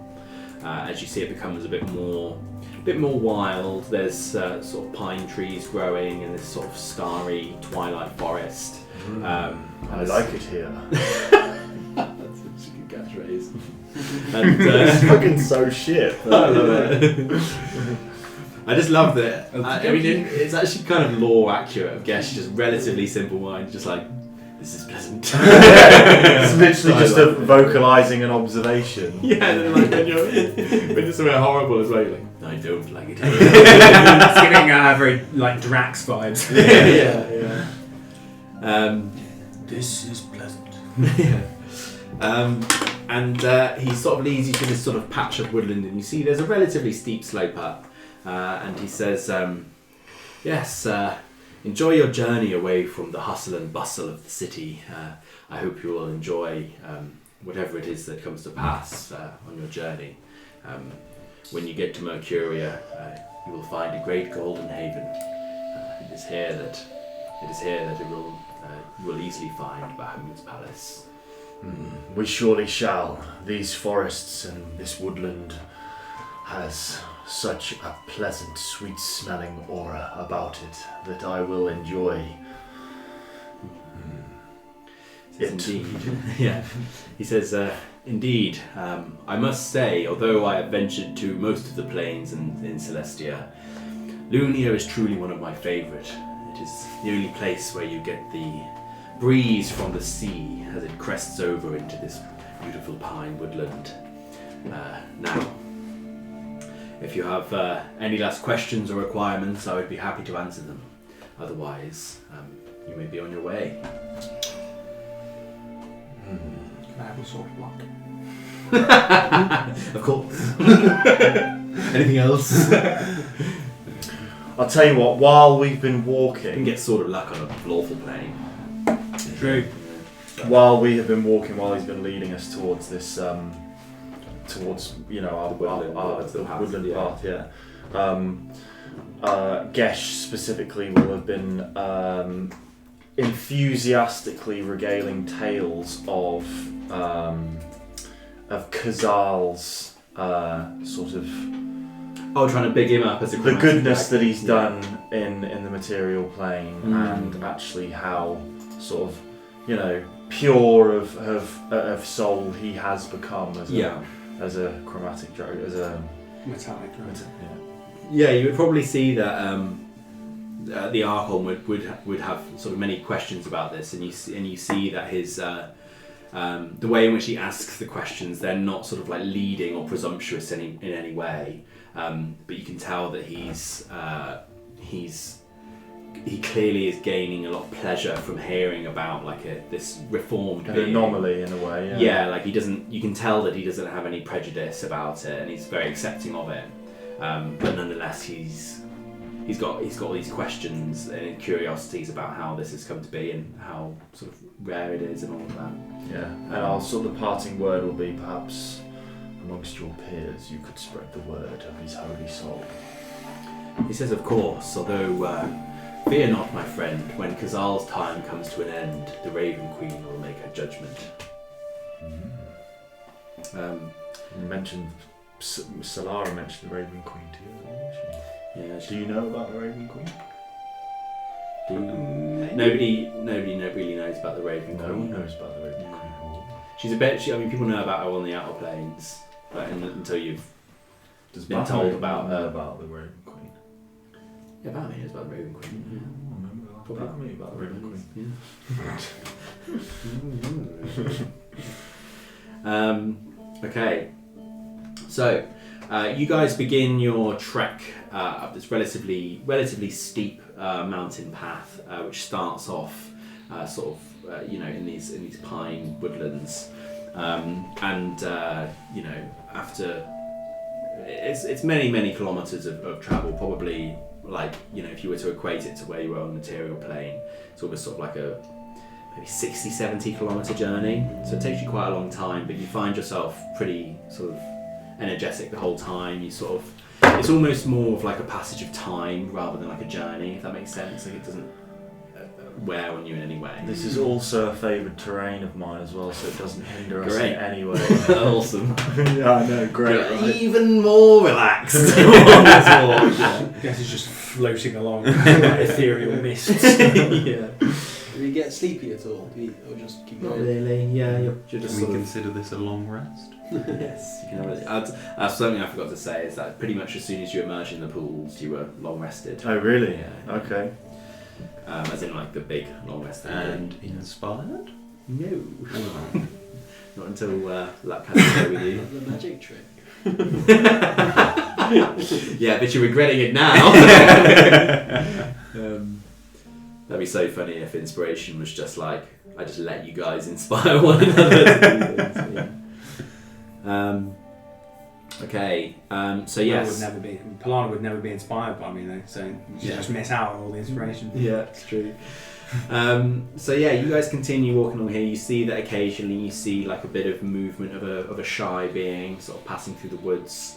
To you, this is a relatively familiar feeling from having been in the Feywild, where there's sort of always something watching you one way. But it's nice to know it's not going to try and like trick you in some way or get one over on you. It's kind of interesting.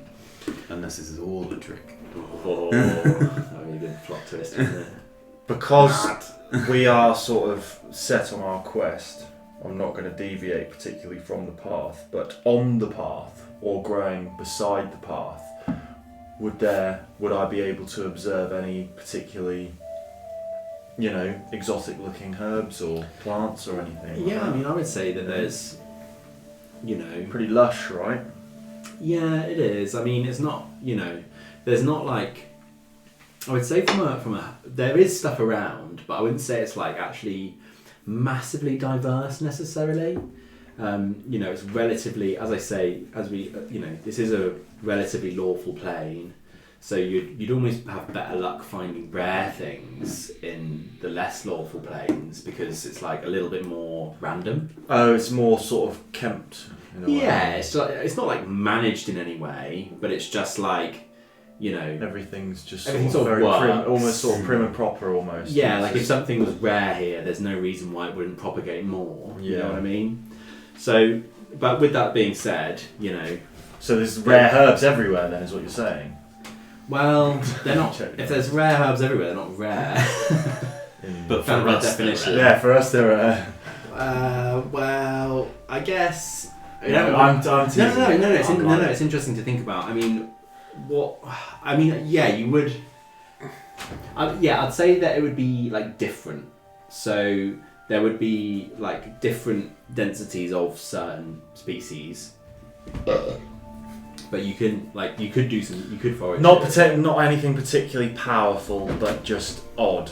Yeah, Should we there say? wouldn't be like, I mean, on this sort of plane, there isn't like power just like lying around, like there's powerful places and powerful people and stuff, but it's like part of this relatively lawful and sort of contained nature, if you know what I mean. But yeah, I'll you get assign harvests and something stuff. appropriate, shall I? It's not too whammo, but Yeah, and I would say that there would definitely be I would say that there would be some enhancement from the holy element of it. All Yeah, the cool. things here are celestial if they're natural, so Mhm. there would be some holy element, perhaps more effective against fiends or something like that. cool. We can workshop that though. Is there anything that anyone wants to do or say on this initial journey before we get to Mercuria? I don't think so. Good. I don't think I'm being- Dragos is just sort of snapping at the grass a little bit as he's walking, munching it, sort of a bit like a dog. And he's just sort of running along and just eating a bit of grass, and he's relishing this sort of lovely aura. Trying to stop him from chasing after critters and stuff like that. I know he's chasing them, but they're just completely outdoing him. Yeah, Like, puffing away. they probably don't realise that he might be trying to eat them. They think it's a game, and they're gone. Yeah.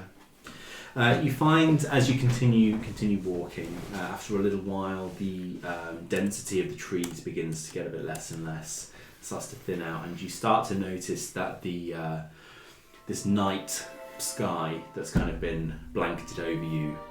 It's almost like the sun is starting to break through as you're getting this like glimmers of sunrise, as the intensity of the darkness gets less and less along with the, you know, as you're walking along.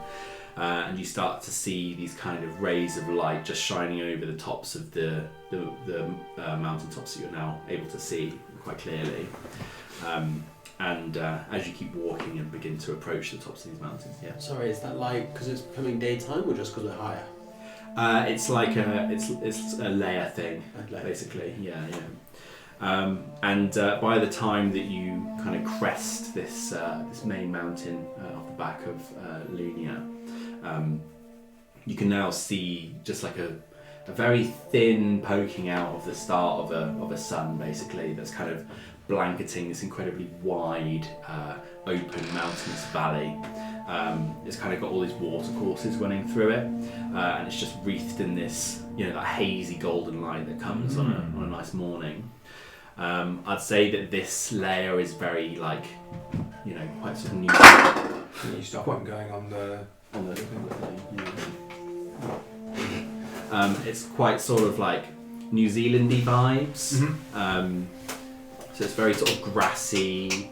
The valley itself is sort of these large plains. You can see that the majority of the architecture around here are these sort of Stonehenge-esque circles and kind of ritual spots and sort of crumbled ruins and that kind of thing. Is that the extent of sort of civilization in terms of, like, I don't know, living situation, like actual settlements or whatever?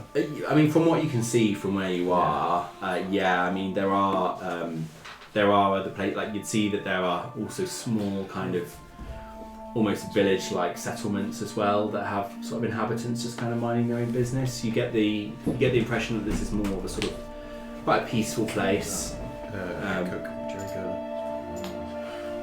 And I would say as well that you actually see that in around some of these small sort of relatively isolated village huts and stuff like that, you see that there are people sort of farming and working the land. You'd sort of presume just sort of for the fun of it. For the fun of it, yeah. They just like growing stuff and seeing. Did you say there was crumbled ruins here? Yeah. Interesting. Yeah. There's some old buildings and things. Celestia would have crumbling ruins. It's not particularly lawful to let a building fall down. Well, maybe they didn't let it fall down. They wouldn't have. They didn't have. There weren't any ruins in the Drovnar Peaks. Yeah, there are a lot of ruins now. Yeah. Well, maybe not now. No, I'm pretty sure. They've had like a month. Yeah. Well, they're fucking wham, though, aren't they? I guess, but a third of them died. In fairness, the vast majority of them died in the initial demon explosion. Yeah. Well, actually, no, maybe not the vast majority. Oh no, maybe probably. It was like 50-50 that were already in. Yeah, like, that's true. Yeah, but Lord Ascalon got fucking owned, mate. He did, yeah. I actually thought he was a bitch. He was a bitch. He was a little bit of a bitch. Yeah. Well, I mean, that for me, that was a big. Getting grappled by a young black dragon. What a fucking bitch. Yeah. He is kind of a bitch, but also like it's good because like in the lore he's now a bitch, but like statistically that was extremely unlikely. Like,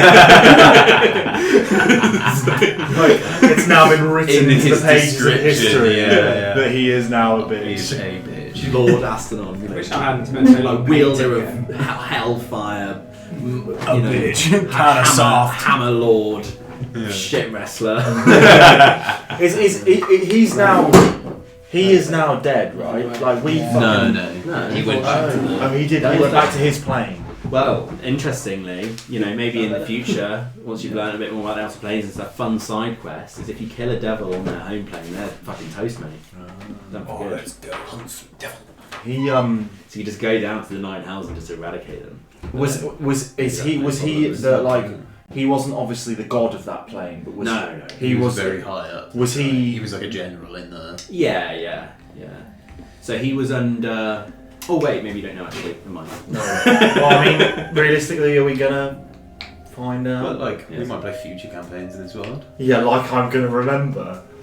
And also, is it I fucking don't remember half of the shit he said. Sorry, I tried, but you know. The first time you ever asked for a spoiler.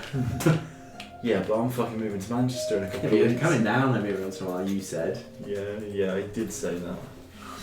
Yeah. I feel like we've generally got until you're gone and they're gone, and then there's not much point playing after either both of them have gone or... Do you have a rough idea of when you're going to go? September. Yeah. Okay, fair. Decent bit of time. We can finish it before then. We're not far off now.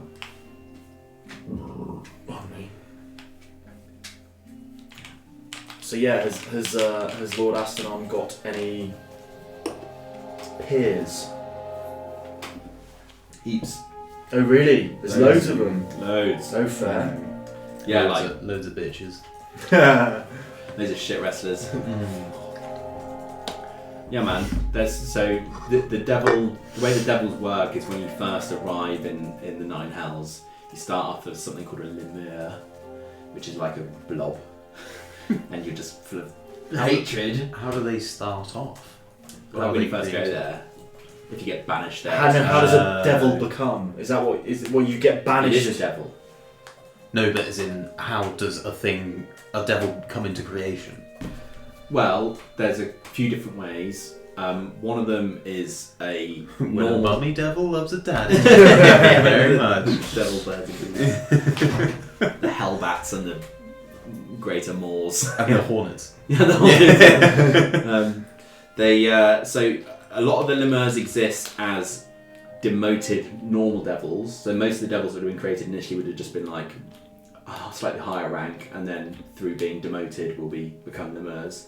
And then also, if somebody's like, say somebody's lived a horrific life or something, the outer plane they might get sent to might be the Nine Hells, and if they were, they'd probably start off as a lemur rather than as themselves. And they become a devil from being evil. Yeah, or they'd be tortured for a millennia and then eventually be allowed to be a lemur or something like that. So all devils previously existed as people on the material plane? No. Some of them have been there since the inception of the Nine Hells, or have been created by whoever. The ruler of the Nine Hells has changed a couple of times throughout history. Because That's a cool story. Yeah, there's some cool stuff there. But then also, one of the things that's important to, I mean, this is just a bit of fun lore I'll tell you about, I suppose, is, so you know how I was just saying before that the stars are essentially just a huge range of different demiplanes. Well, this is my personal lore rather than the game lore, but in my mind it was like Moradin sort of assembled like The Avengers. basically, yeah, like assembled like a couple of his best mates. They came together to create the material plane, and so, but for his idea of the material plane to exist as this like pure thing, this like just thing that exists because it exists, it needs the good and the bad and the chaos and the lawful. So to him, even though he is a good being, he fully accepts these negative planes. Because if it was up to him, he could just delete them, right? But he doesn't want to. But as part of that, all of these outer planes where these gods have resided and stuff like that, the actual planes that they have as part of this wheel cosmology may well have existed long before the formation of the wheel cosmology itself or the material plane. So he essentially was like, he brought them you're together. cool and you're like kind of fucked up in my mind, so you should go here, and you're kind of chill, so you should go here. So it could have but just he didn't existed create as a them initially. He didn't create the outer planes, no. But he just put them in the wheel. Yes, yeah. Okay, so how did they come into existence? Do we know? I guess that's probably a mystery to Moradin. Really? Yeah. Interesting. Yeah. That's like ultra cosmic, but part of the thing that's quite It cool makes sense is- that evil's always existed in a way, isn't it? Yes, but if the but it's not evil Yeah. unless you've got the material plane, because it's subjective. yeah, Uh, it's just so a it's thing. like just It's an in the same way existence. that a good thing. Yeah, is. So all of the material plane and the people's perceptions of the outer planes is all based off Moradin's perception of them. Yeah. He's decided that's cruel, Yeah. so that goes there. I love that Because potentially to like a devil, it's great. They like being mean. Yeah. I love that, like the norm in the the plane where all the devils are is just they're all horrible to each other and everyone's just like, yeah, this is what we do. This is sick, man. Yeah. Just chilling. But I mean, they love making horrible, snarky deals with cunts, and they get to do Fucking that each other over. Yeah. Yeah. Then the demons, which just like to rip and tear everything in sight, get to do that with each other. Yeah. Yeah. Presumably they don't like getting torn in half.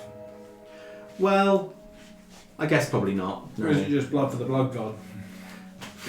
Yeah, I mean, I guess a demon's perspective on all of this is quite different from a devil's, because a demon is just like a being of just agony and chaos, whereas That sounds pretty shit. That would imply But today is that great. Yeah. that would imply that there's like a little bit of pleasure and pain, and if you end up losing and you this get is the ripped in thing, half, though, you're like, oh yeah. It's like a massive death orgy. Yeah. Where everyone's just like, But we're also looking at it from as humans who live on our material plane. We're looking at their way of life from our perspective. Yeah, true. Like, it might not be that they might not gain pleasure from behind.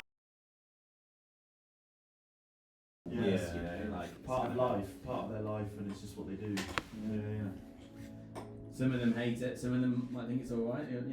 Might be different. If when a demon is torn in two or into several pieces, does it reform or is it done for? For a devil, A demon. I think they have a similar sort of system as devils, As as far as I elves. remember. Oh. No, as devils, so they will become like a shitter version of themselves. Oh, by losing. So that's why. They're shamed. Yeah, that's why there's such this vying for power, because, like, for example, if you're like a lesser devil or demon, and you fuck up like 1,000 guys or a couple of guys who are bigger than you, then you will just get bigger and form into something bigger and stronger from that power you've amassed. And so all the highest ranking devils and demons, like, the reason why they're such powerful warriors is because they've become that. Because they fought for the last 1,000 years to be that, It's like the ultimate form of like a corporation in the most like bloodiest way possible, They just wipe them off the face of the earth pretty easy. yeah. Find a few more demons, little bitch. Yeah, by a fucking goblin with a deck of cards. But they've seen tricks before, so they wouldn't be impressed, or wouldn't do it in front of them. Yes. Can you imagine that? People, Nobody's impressed. Enoch trying to do his card trick to Lord Astenon, and he's just like, "Fuck off, man." Although it might be one of them things where it's like It'd be like it's so basic that Yeah, you yeah, must yeah. be doing a bigger trick because they're constantly second guessing and double bluffing. You must be up to something. yeah. Or they will do it probably. I'm actually just touching myself the whole time. It was all smoke and mirrors. Yeah. The only reason you do card tricks is so you can get sneaky little wank. Yeah. That would be the ultimate magic trick. Coming. Just David Play just I'm in the see-through box. you like come too, you just cover the gym. What the fuck? Yeah. Did you see the ectoplasm? Oh, so spooky. Spooky ghost. Okay. So yeah, you're sort of in looking over this magnificent valley, and you can see kind of at the far end of the valley this kind of like glimmering light as the sun reflects off it. This golden sparky light, which you assume is Bahamut's palace. Bit of a walk away. You see there are sort of old paths, slightly less well looked after here. You see this is a little bit closer to a bit of wilderness around here, and you begin heading in that direction. You pass through you might see walking along. You look over in the distance at one of these sort of isolated hamlets, and you see just a human just sort of merrily hoeing away at the ground, setting up his crops for the very lawful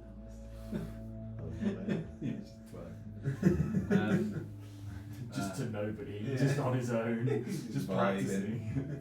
And it's here as well that you would, you occasionally see like metallic dragon that's kind of flying by on the ground, but more just a silhouette up in the high in the sky. After a while of walking and kind of taking a look at some of the buildings and peaceful nature of this area, that golden sort of glint in the distance as you get closer, you see is actually an enormous golden palace, which is kind of sort of coming out of the mountainside a little bit, on the edge of the wide valley. And as you get closer and closer, you begin to make out that the palace itself almost appears to be made of like golden coins. And sort of Enoch's life there. Enoch's got his golden cod, mate. Enoch's something powerful. It's from the fucking Mechanicus plane. That is a valuable cog. Just You should give that to good old he's a tinkerer, isn't he? Probably would do something pretty cool with it. Oh yeah. I come bearing a gift. As you It's not a toaster. as you sort of approach it closer and closer, you kind of see that it's inset with all these other gems and everything, and it's sort of it's got like a wide opening. It's almost slightly Arabic, like it's this wide archway and then a number of pillars, relatively sort of blocky shapes with these larger towers on top, all sort of glistening with gold and inset with these patterns of different gems, different colours, sort of scintillating in the low sunlight. And as you approach, you see that there's these this sort of long staircase coming down. Like, again, similarly textured and aesthetically very similar.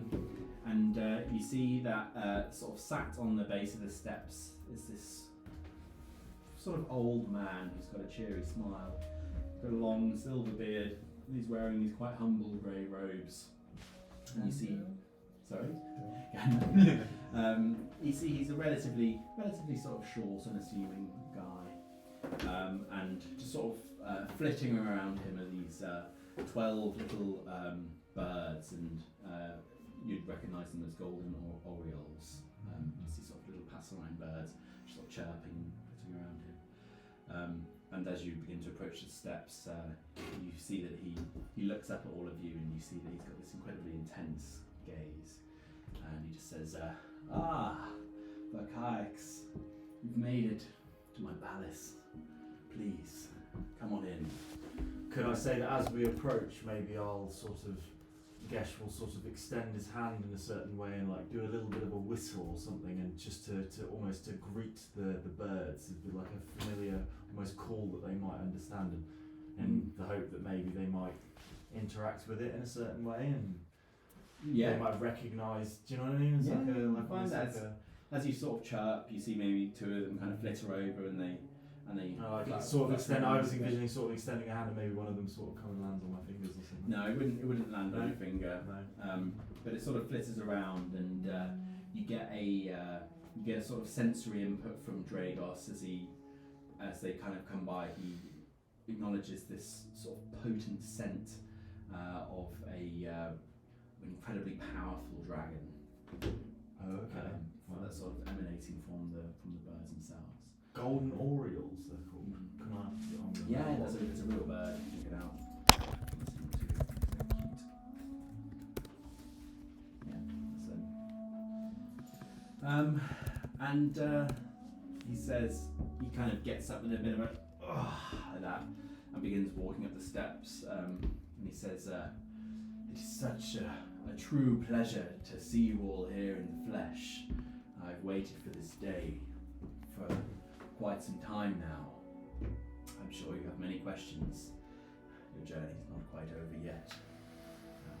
Tell me, how was your journey? Have you managed to rest at all?"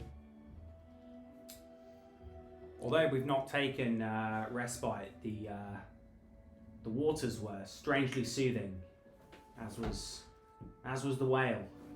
Even this arduous trek, my muscles, they do not ache like I would expect. Yes, this place brings great peace and tranquility. I'm pleased to call it my home.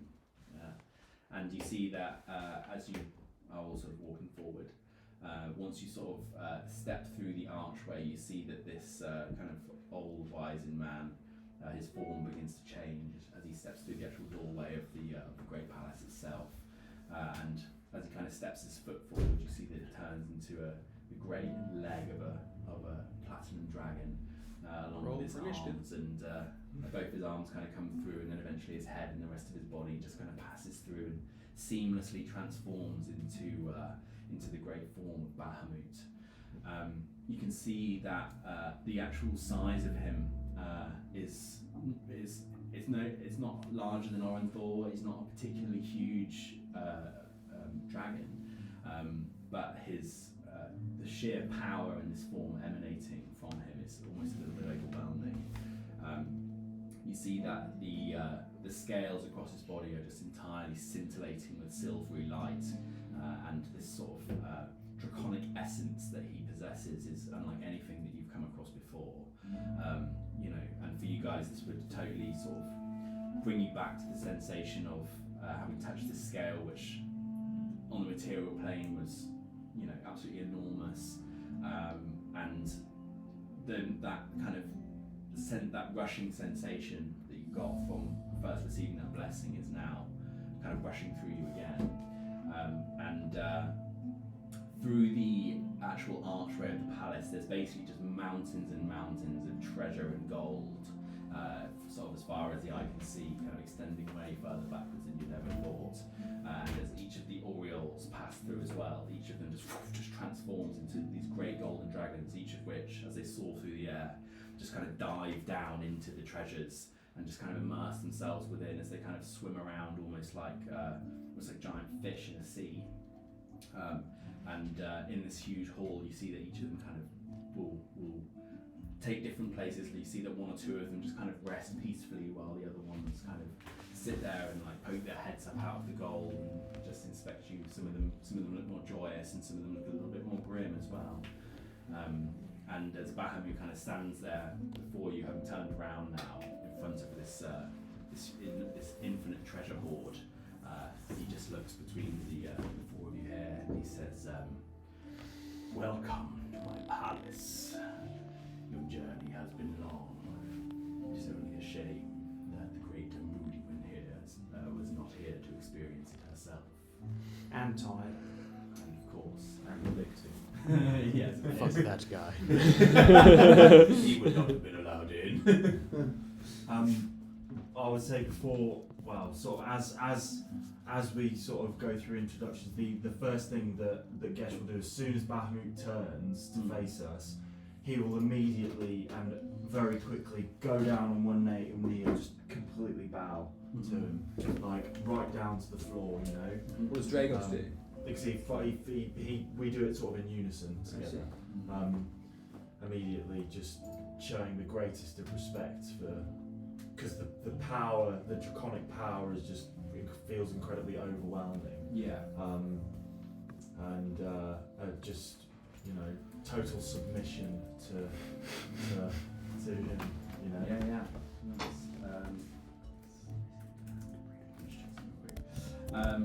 Yes, you see that as he kind of stands there, his wings sort of unfurled. The sort of background glow of the hall almost sort of shines through his wings, which are just making them all completely glisten and gleam. You see he's got this quite long kind of relatively long snout, and his eyes are just as somehow even more sort of deeply silver than his scales, which encompass his entire body. You'd see that while on his back he's kind of got them relatively large, sort of perfectly smooth scales. On his front he's got these almost chest plate-like armor pieces which go down on his chest. And he says, "Behold my great treasure hoard. It is a millennium in the making. Now, I am pleased that you have finally been able to set your eyes upon it. It is of great value to me." He says, "Gesh, you may rise." With with that, I will very slowly stand and look him in the eye. Yeah. What would you feel like each of your, like, what would your sort of demeanour be like, do you think, as in each of you sort of? Would you have followed my lead with bowing to him?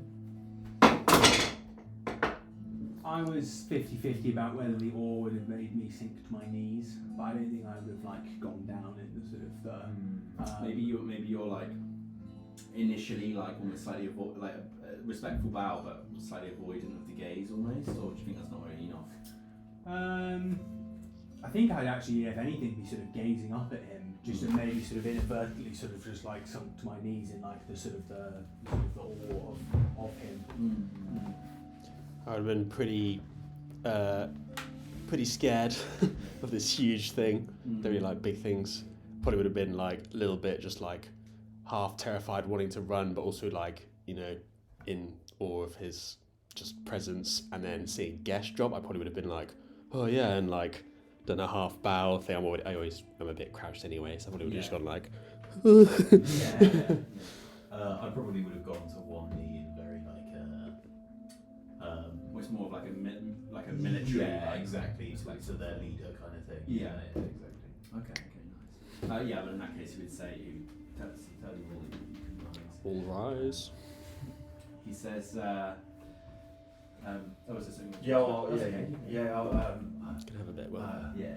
I was going to inquire when we arrived, but I didn't want to insult. But your choice of appearance was very humble, and now seeing you in your true form, it's an honour to lay eyes on you. He says, I thank you for your compliment, Gesh. I spend much time in that form. I believe it aids people to break down uncertainties and worries around me. There was once a time where I traversed the material plane in such a form with the aid of my 12 golden dragons, my closest allies. But now I am reserved here in Celestia. I must say, many of the events that take place on the material plane displease me. I am the god of justice, and there is none I care more about than my children on the earth, on the material plane. He gives bombastic side eye to Enoch. Bombastic side. Woe betide anybody that crossed you in that other form in that material world. He says, when the gods were allowed on the material plane, there was no greater bliss. There was no greater time for us to feel like we had a true impact. Many of us had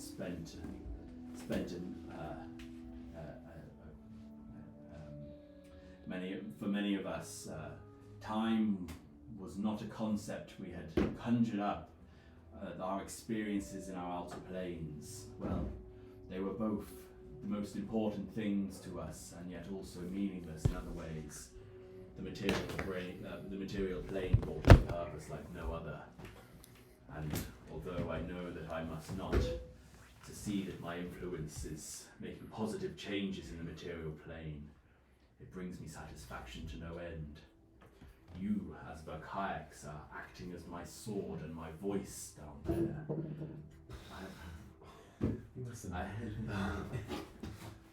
I have many allies and many followers down there. The paladins of Bahamut and the clerics that pray to me. They do their best at preventing the unending tide of devils and demons trying to claw their way in there and gain a purpose for themselves. But I know that you seek true justice in your hearts. Oh, fuck, I was going to say I'm You remember, you can have a second. He says, you may spend some time here if you will, but first I should introduce you to my allies here. They would be most pleased to aid you in any way they can.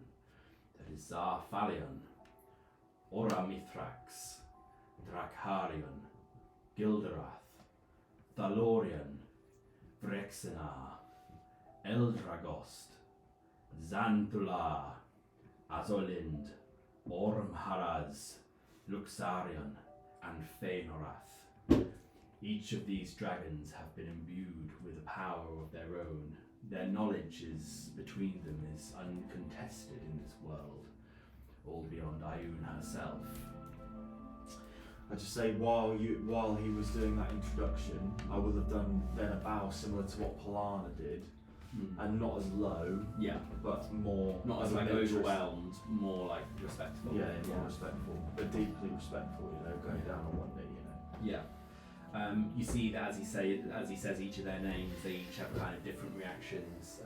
All of them are kind of like looking in your direction as he begins, like one by one as he says each of their names. They just kind of look over to you. I remember what I was going to ask. Which one? Okay, sure. I'll say that you remember that. As it's almost as though through uttering his names, I mean, you felt the actual power behind each of the names he said. It almost, you know how in Skyrim the actual draconic language is like comes into reality. It's almost by the mentioning of their names. It's like a summoning of sorts. And each one is different, is it? Yeah, they all have slightly different forms and shapes and sizes. I mean, one thing that I would say is that with just something that you might know is that on this kind of scale and this kind of level, like these dragons are, especially after seeing them as Orioles and seeing Bahamut as this wizened old man, they're essentially sort of choosing their form at this point. So if they were to, sort of display their true majesty, they would probably be of a sort of unimaginable scale, So they almost have to sort of contain themselves in what they are. Which makes them almost more concentrated in their beauty. Yeah. I mean, the golden dragons, out of all of the metallic dragons, are known for being like by far the most sort of like academic. They all tend to be masters of the arcane arts. The golden dragons compared to, for example, when do you remember in the Drovnar Peaks when the dragons came and the metallic dragons came and saved you? Well, not saved you, but like They certainly did not no, say they didn't this. save you. No, they came in at the end to sort of help. It's very unlikely that there would have even been a golden dragon there. Remember I described there's only the bronze and the silver and the copper. golden. Nothing you did mention, did you? You're not- Well, Or was it silver? he wasn't engaging. He was sort of. I don't remember describing a golden dragon because there was the silver one which was giving you all that lip, and then there was a copper and a bronze. The copper was having a laugh, and the bronze was like I thought it was only being really like sort of neutral but stern. The golden dragons are like, although they're the most powerful, they're also kind of the most reserved. Almost like a Yoda-y kind of vibe. Like they're better placed, like in a place where they can think and learn rather than like just fucking shit up, even though they sort of can the most. In a sense. I'm surprised Thingy isn't a golden dragon. I always imagined that he would be a golden Bahamut? dragon. Well, so I mean, He's above that, isn't he? yeah, this platinum is the most sort of. Oh, okay, fine. Sorry, you were describing it as silver, so I thought. Oh, it it's was silver coloured. Silver Right, coloured, right, yeah. got you. But he's a platinum dragon. I mean, he's the only He's platinum new. dragon. Is this new? Yeah. Yeah. Sorry, yeah, I didn't make that clear. He's Bahamut, the platinum dragon. So he's just the idea behind it is essentially sort of this invincible bastion of justice. So what I was going to ask, right at the beginning of the campaign, remind us what actually happened to that scale of Bahamut that crashed out. Oh, Khazal took it under the control of Krodra Tech. so they have it, do they? Well, so he took it into that. I mean, he was able to. This was one of the I points can't where remember for what he Force said. training, he was briefly able to Like break it. to break the power of the gem, where he was able to hide it in that. Remember that crystalline cave? Were you there for that section? That was when you dealt with Orenthor's like spirit came back. Was that one? No. That was in the fight for Kuhn Cress. This was, I think This you was might the not. cave where we got the boons, and we got the wings, and we got the breath and stuff. Yes. I think you might. Do you remember meeting the Dreamwalker stone giant? Yes. Yeah. Okay. Where he'd made his home in the cave that Khazal had made. So Khazal was basically able to make that cave and hide it from Projotech, sort of hoping to reserve it for you guys. So yeah, my other question leading from that is then, can we see on his body a missing scale? I mean, he's got a lot. Like, would it have been? Surely it would have been like a maybe not a chest piece, but something quite. Well, I mean, this is the important, thing, right? Is like one of his part of his underbelly or something? well, so Bahamut currently in this draconic form, like, you know, as I was saying, like he could literally be any sort of size or scale. So in my mind, in terms of that scale being so huge, it's almost like upon sending it to the material plane, he sort of then had less control over like himself, if that makes sense, like his actual physical form. So by entering this other place, the material plane, it just sort of did what it would do, Right. and became this like enormous meteorite essentially, which was just much larger than whatever you see now. And so in doing so, he probably would be able to create himself a new scale or something. Oh really? It wouldn't be a case of he would have had to have removed a part of himself Well, he would to have. send it there, but it would just then the rest of his being would just sort of absorb the loss almost and just. Yeah, I think with I think with time, definitely there might be a Right. period where he wouldn't have had the scale, but it was like you know, it's been a little while since he's sitting down and stuff. You know, maybe you might see like a slightly less grown scale or something like that. Maybe Yeah, it's just grown up a thought bit. I'd ask for flavour. No, it's a very cool idea. I like it a lot. How long has it been since he sent the scale down to the material plane? Since he sent the scale down, it's been about 4 or 5 months. You guys have been doing stuff. Lots happening 4 or 5 months. That's been an intense time. Maybe a little bit longer. I was thinking like 6 months or so. I mean, when I started it Wow. off, you guys were like very early spring, and in my like head calendar, you're now like would be sort of, you know, mid to late autumn sort of thing. But you've been in the Southlands most recently, where it's pretty warm year round. So yeah. But yeah, so you can see that each of the dragons kind of seems to encompass a slightly different element, you know, different, sort of notably different personalities, just from the way they look at you. Some of them have this. So I'm gonna go for a piss again.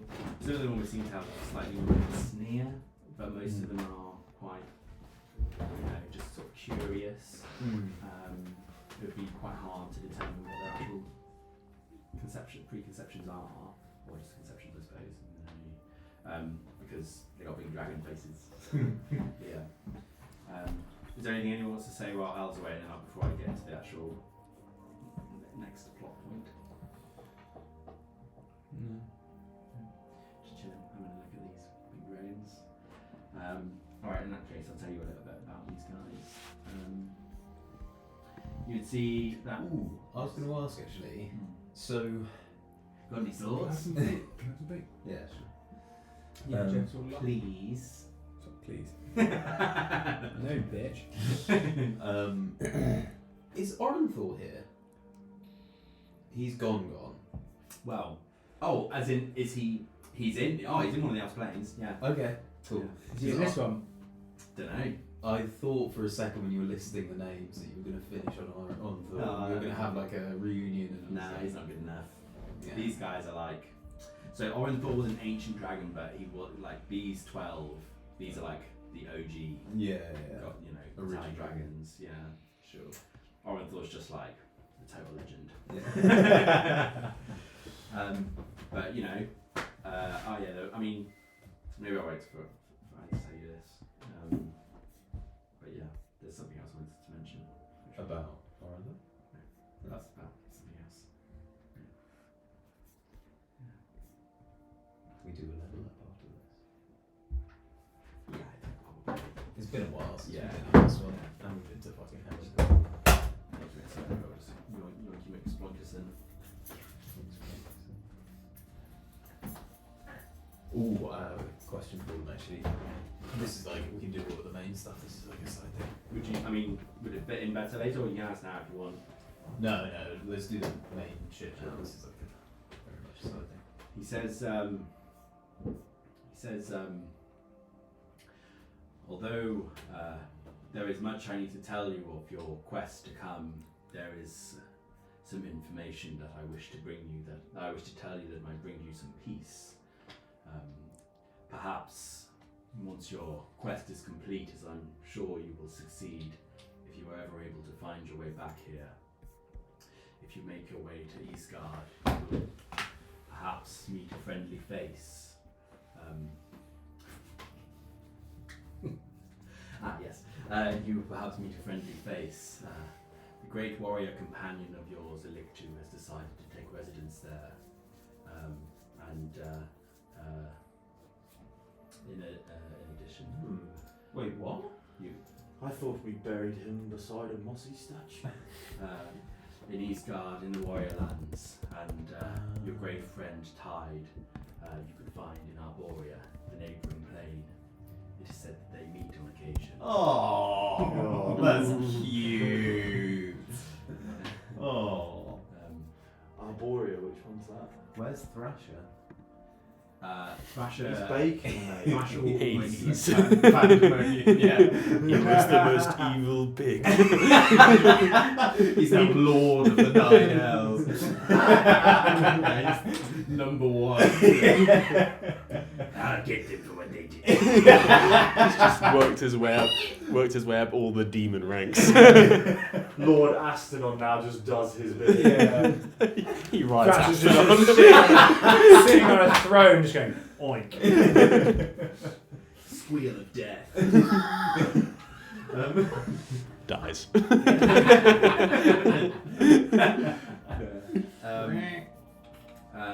Thrasher would almost definitely be in the Beastlands, pretty much where all the animals go. Almost all of them.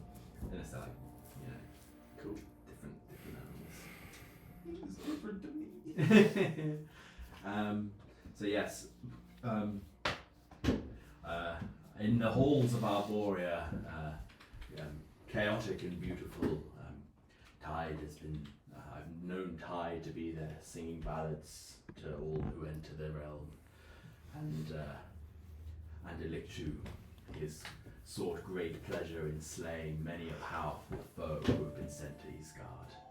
Not to say he hasn't lost his life a fair few times. But I'm afraid that any such visits would have to wait, for the journey would take too long. For now, there is a more pressing quest.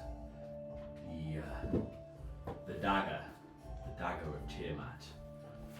It was some millennia ago I was able to secure this for myself, and not trusting myself to contain such an artifact, to risk any that might come after me, I locked it away.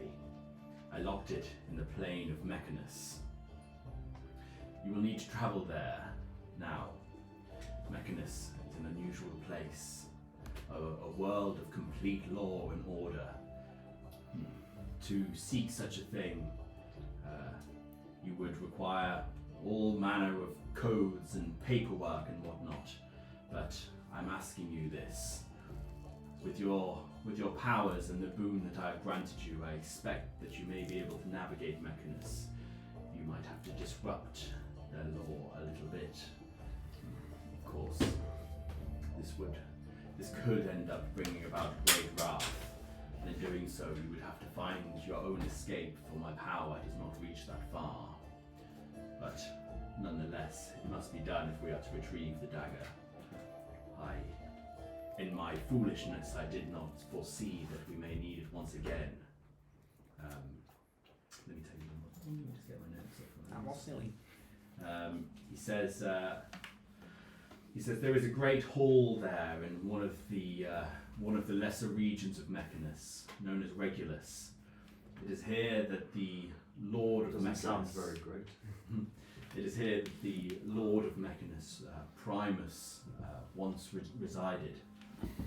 Once being with complete control over his realm, he is now locked into an eternal battle with the great god Orcus. Because of this, it means that, well, anyone attempting to infiltrate the place has a little bit more jurisdiction. Now, Has a little bit more jurisdiction. yeah, Primus is all distracted basically. Yeah. So, what I you're put saying out this. what you're saying is you are giving your blessing for Enoch and to go ahead and play his tricks. Indeed, the Modrons are difficult to deal with at the best of times. Oh, I know exactly how to deal with them, mate. He says this will surely be a place where some trickery would be required, while it goes against what I believe to be lawful and true myself in desperate times. Kodratech must be stopped, for the fate of the material plane relies on it. I put out the golden cog and I say, a Modron bestowed this upon me. Is it a cog or something else? You see that at this point, like one of the golden dragons kind of comes like creeping through across the hoards of treasure. Kind of, it almost like drips off his limbs as he kind of steps out of the gold, and he kind of comes forward. You see that his kind of rear legs are still kind of buried in these mountains of treasure. And you see that he looks at it closely, and he looks up at Bahamut and he says, "A cog missing for Mechanus. They will be most displeased." And he just slinks away.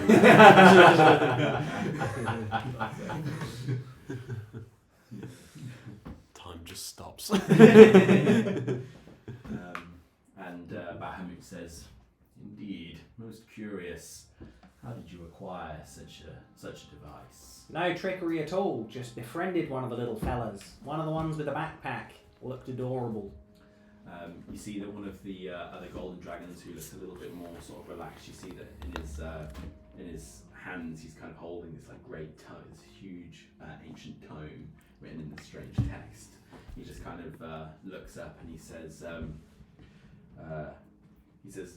"Neither any of us nor Bahamut would claim to know the will of the Modrons, but I'm sure he knows better than us." And he kind of goes back to reading his book, and bits of kind of flames and smoke just kind of emanate out of his nostrils. And Dragos is just dumbstruck seeing him just so casually just breathing fire as he's like just reading. Yeah. You know, he's just like so nonchalant with his, then it's just this. Dragos like.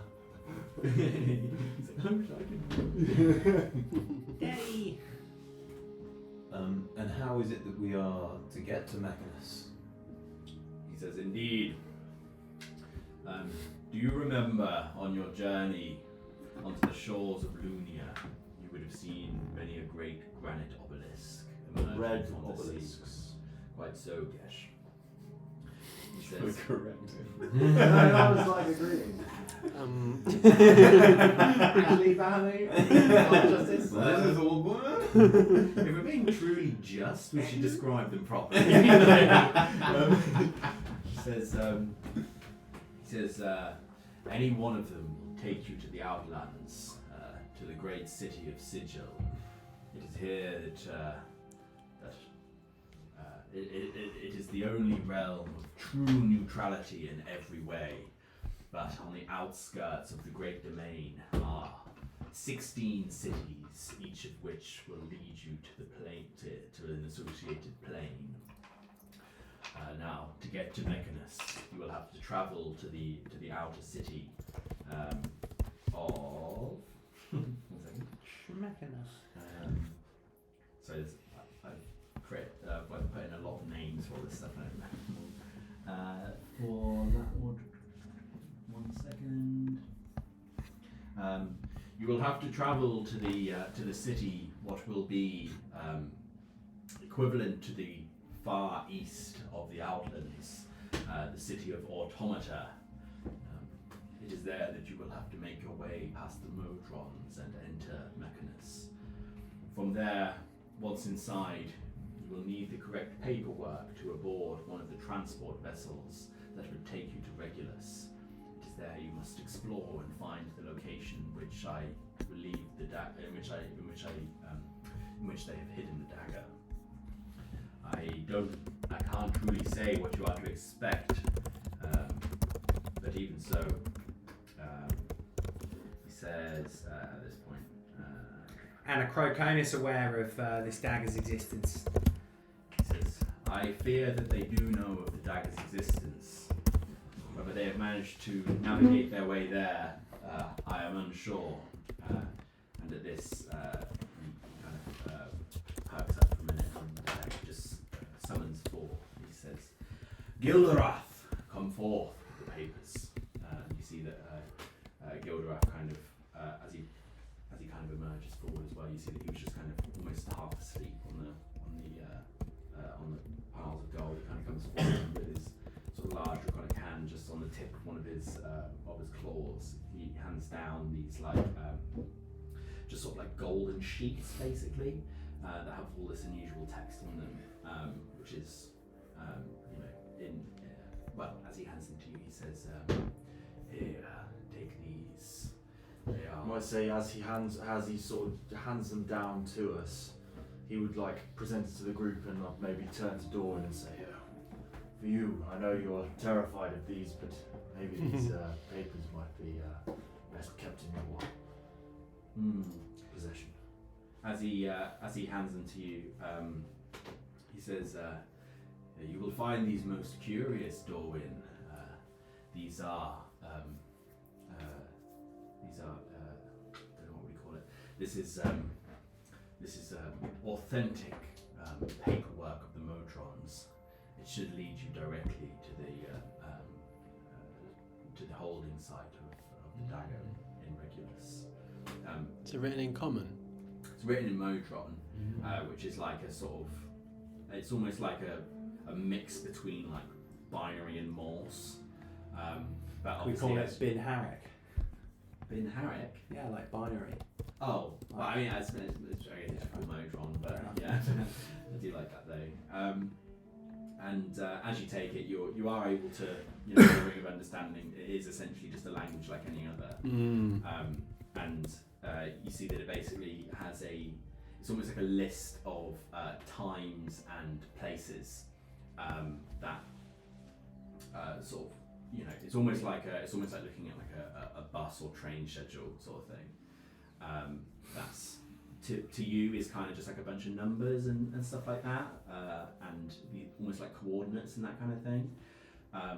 But like what that actually is, like you don't really see how it relates to anything significant, but presumably it means something to them. Sure. So, yeah.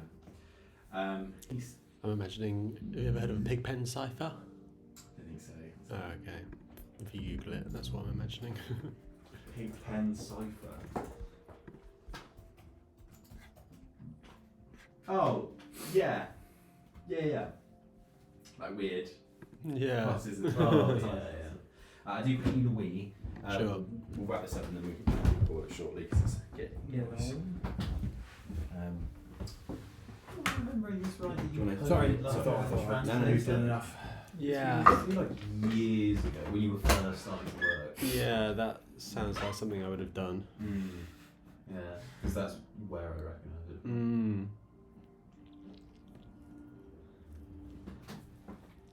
Yeah, Wait, what? So you could? You could type in English and it will show you what it is in this. Oh, yeah, that does ring a bell.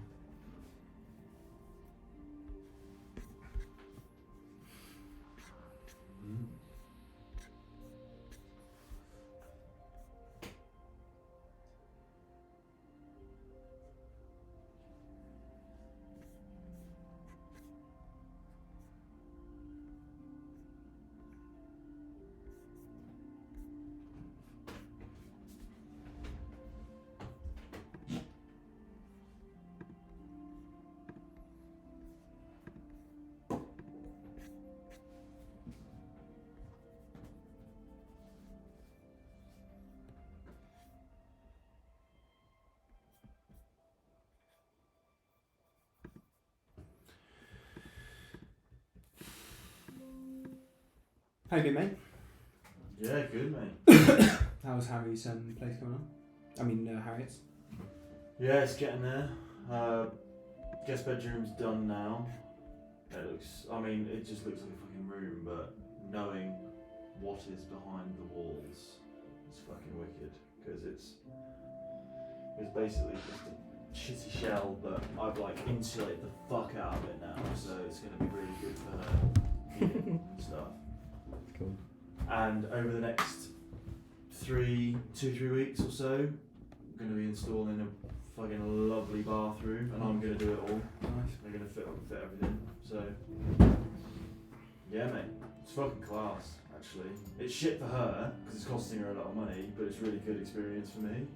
And I'm not being too cocky and taking on too much. Like, if there's things that I'm not unsure about, I'm like getting Ben to help me, and I'm getting like a plumber to move the boiler and stuff like that. Yeah. But everything else, I'm basically just doing myself. But yeah. Anyway.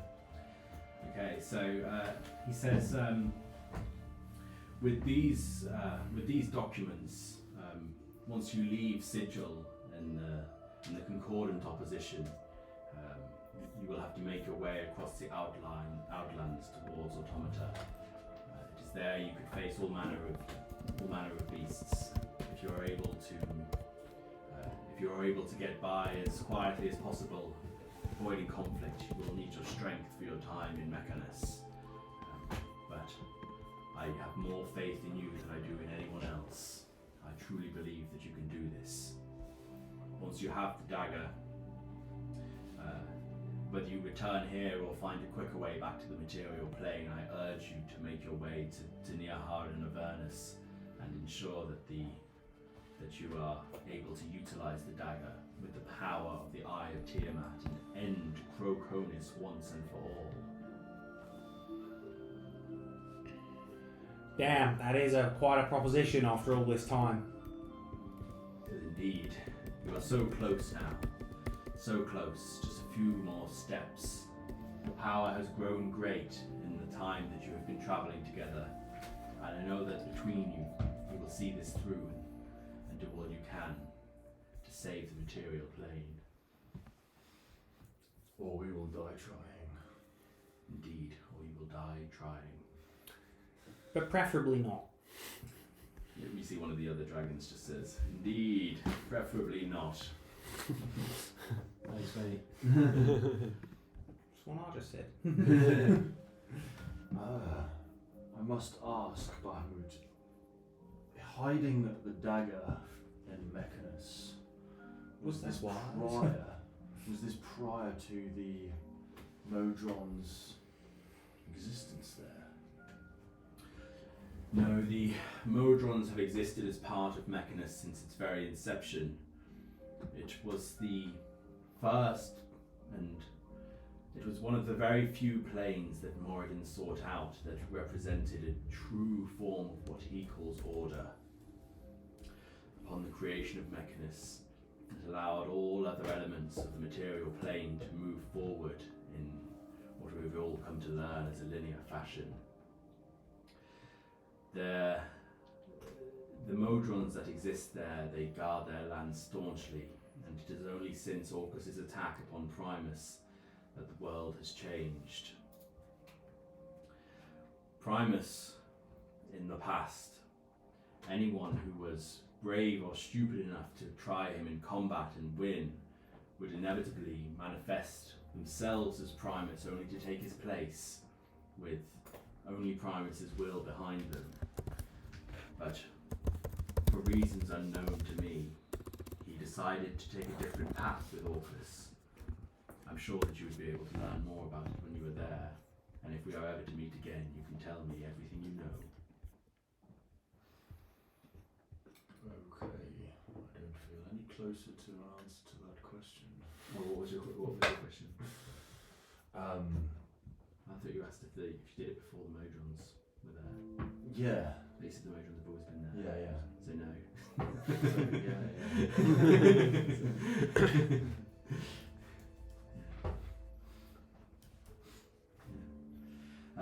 He says, very well then. I appreciate that you may have many questions for the 12 golden dragons and perhaps for myself. We will spend any time answering your questions to aid you on your quest, but otherwise, but once you are satisfied, it would be best to move as quickly as possible. I don't know how much time we have left. And unless anyone's got anything else urgent, we can sort of pause there. Nice. I'm getting pretty sleepy. Yeah. I've got a lot of work to do. So, Yeah. perhaps you could grace us with flight back down to the obelisk. Oh yeah, I'm sure. We're getting to the obelisks. We'll do the next one. Yeah, cool. But yeah, sorry, I appreciate that was me just talking mostly. No, it's But, good. I like it. It's actually the perfect session for me because I'm knackered as well. So next time we've got a journey through